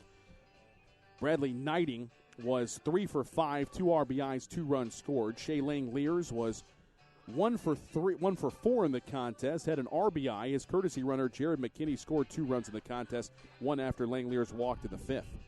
Luke Wakamatsu was 2 for 4 in the contest, 2 RBIs, 2 runs scored, and a stolen base. Hunter Say in the 5-hole was 0 for 2 with a walk and a sacrifice bunt. Phil Young, the designated hitter, batting 6, 1 for 3 in the contest, 2-run single in the 7th, also scored a run, was hit by a pitch in the 5th. Chase Green batting 7th, the left fielder, was 2 for 3 with an RBI, a run scored. Zane Wilkinson was 1 for 3 in the contest. Brady Lindsley hit for him in the 7th and struck out looking. And Kyle Rich ended 1 for 3, RBI single and a run scored in the 7th. Jalen Fisher 0 for 1 in his 1 pinch hit appearance. It all adds up to 10 runs on 12 hits for the Keller Indians. Jaguars, meanwhile, Noah Hill led it off. He was 2 for 3 today with a walk, 3 runs scored. Chad Paris batting second, had 2 perfect sacrifice bunts, finished the day 1 for 2 with a 7th-inning single. Jamison Hanna was 2 for 4 with a pair of RBIs, a run scored, a stolen base, 1 and an RBI single in the first, 1 an RBI on an error in the 7th. Casey Jacobson in the cleanup spot, 0 for 4 this afternoon. Batting 5th, Sean Weimer was 1 for 4, did have that 2-run double back in the 3rd, reached on an error and scored what was then the tying run in the 6th. Batting 6th hole was designated hitter Thomas Jeffries, 1 for 3 this afternoon. Nick Thornquist, the catcher, was 0 for 1, had a sacrifice bunt RBI in the 6th to tie the game, and also worked a walk. Trevor Jureka, his courtesy runner, came on but did not score for him there. He did score for Weimer in the 6th, though, after Sean reached on an error and advanced to second on that 2-base error. In the 8th hole, Sean Holhouse was 1 for 2, singled in the 2nd, and hit by a pitch in the 6th inning. And Skylar Cox 0 for 1, grounded out to short in the 2nd. Darren Arnold 0 for 2, struck out swinging in the 4th and flew out to center in the 6th inning. It all adds up to 5 runs on 8 hits. Keller did commit 2 errors with the Jaguars strand 6 base runners in the contest. And so our regional semifinal slate is set as the Martin Warriors will take on the Carroll Dragons next week, a series you can watch and listen to on Champion Sports Radio and CSR TV. And Friendship will take on the Keller Indians in the other half as the Jaguars are retired in the regional quarterfinal round here in 2015. It's been another great season of Jaguar baseball, and Evan, today they just couldn't put together the things that got them to the summit a year ago. When you look at it, Flower Mound scores in 4 separate innings. Each of those times, Keller came back and answered it, except for the bottom of the 7th, of course. Flower Mound only getting 1 run, and then Keller answered back with a knockout blow with 6 runs in that top of the 7th inning. So Flower Mound got out quickly, but wasn't able to back it up with the pitching and the defense, like you said.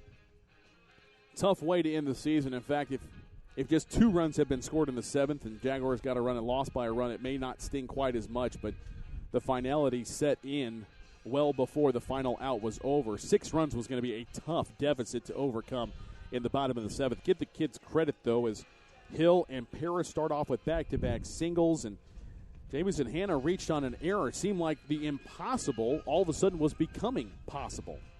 But then a great double play turned on a hard-hit ball by Casey Jacobson to Hunter Say at first. He throws to Wakamatsu to get the tag out of Hanna. And quickly, those 2 outs without a run scoring brought it to a pretty difficult situation. Weimer gave it all he had in a hard-hit ball into the hole. Wakamatsu with another great throw.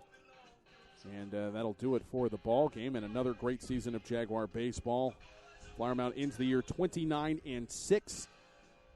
In 3 years under Danny Wallace, 94 wins, 22 defeats, and 2 ties. 3 district championships and two undefeated. They won the championship in 5-5A 2 years ago at 15-0. Last year, co-champions with Marcus. And then this year, of course, 16-0 in the unbelievable deep District of Death in 6-6A. Surprisingly, that district that we touted being so deep and so competitive all season long will not have a team advancing to the regional semifinal round, whereas last year, 3 teams from the district played in the regional finals. Of course, Marcus squaring off with Flower Mound in Region 1 and Plano playing for the Region 2 championship, falling to Atascocita.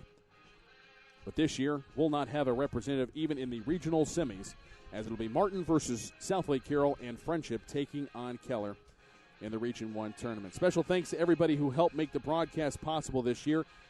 We give a personal shout-out to the coaching staff, Danny Wallace, Patrick Watson, Jesse Cisneros, Eldon Fuel. Those guys are there. Game in and game out, have all the information possible to give me to do my job, to provide the broadcast that we do for you. And great conversations. I'm going to miss talking to those guys as I had 2 and 3 times a week for about the last 2.5 months. Special thanks also to the Booster Club, Travis Jacobson, the president of the Booster Club, also to Steve Hill for all of his assistance throughout the year. And the most active, the best Booster Club in the state of Texas. We appreciate all of their support, helping make these broadcasts possible, game in and game out. So that'll do it for our 10th season of Flower Mound Jaguar Baseball on Champion Sports Radio. It does not end the way that we would like for it to, but as with everything, it does come to a conclusion. It's a 2-1 series win for Keller, as they took Game 1 5-1. Flower Mound won Game 2 2-1 in 9 innings, and today a final of 10-5. Keller defeating the Flower Mound Jaguars. For all of us at Champion Sports Radio, for my color analyst and camera operator today, Evan Nemick, my name is Thomas Lee. Thanks so much for being with us for another season of Flower Mound Jaguar Baseball on Champion Sports Radio. Personal thank you to everybody involved to help make this possible. 10 years strong, we have been here, the voice of the Jaguars. We look forward to coming back the spring of 2016 to bring you more Jaguar baseball. Until then, folks, enjoy the rest of your year. We'll look forward to seeing you next time on Champion Sports Radio. Once again, my name is Thomas Lee, signing off. Jaguar baseball, 10th season coming to a close on Champion Sports Radio. We hope you'll join us next week as we will have the Martin Carroll series for you. We have more baseball as it continues on Champion Sports Radio and CSR TV. Until the next time, folks, enjoy yourself. We'll see you.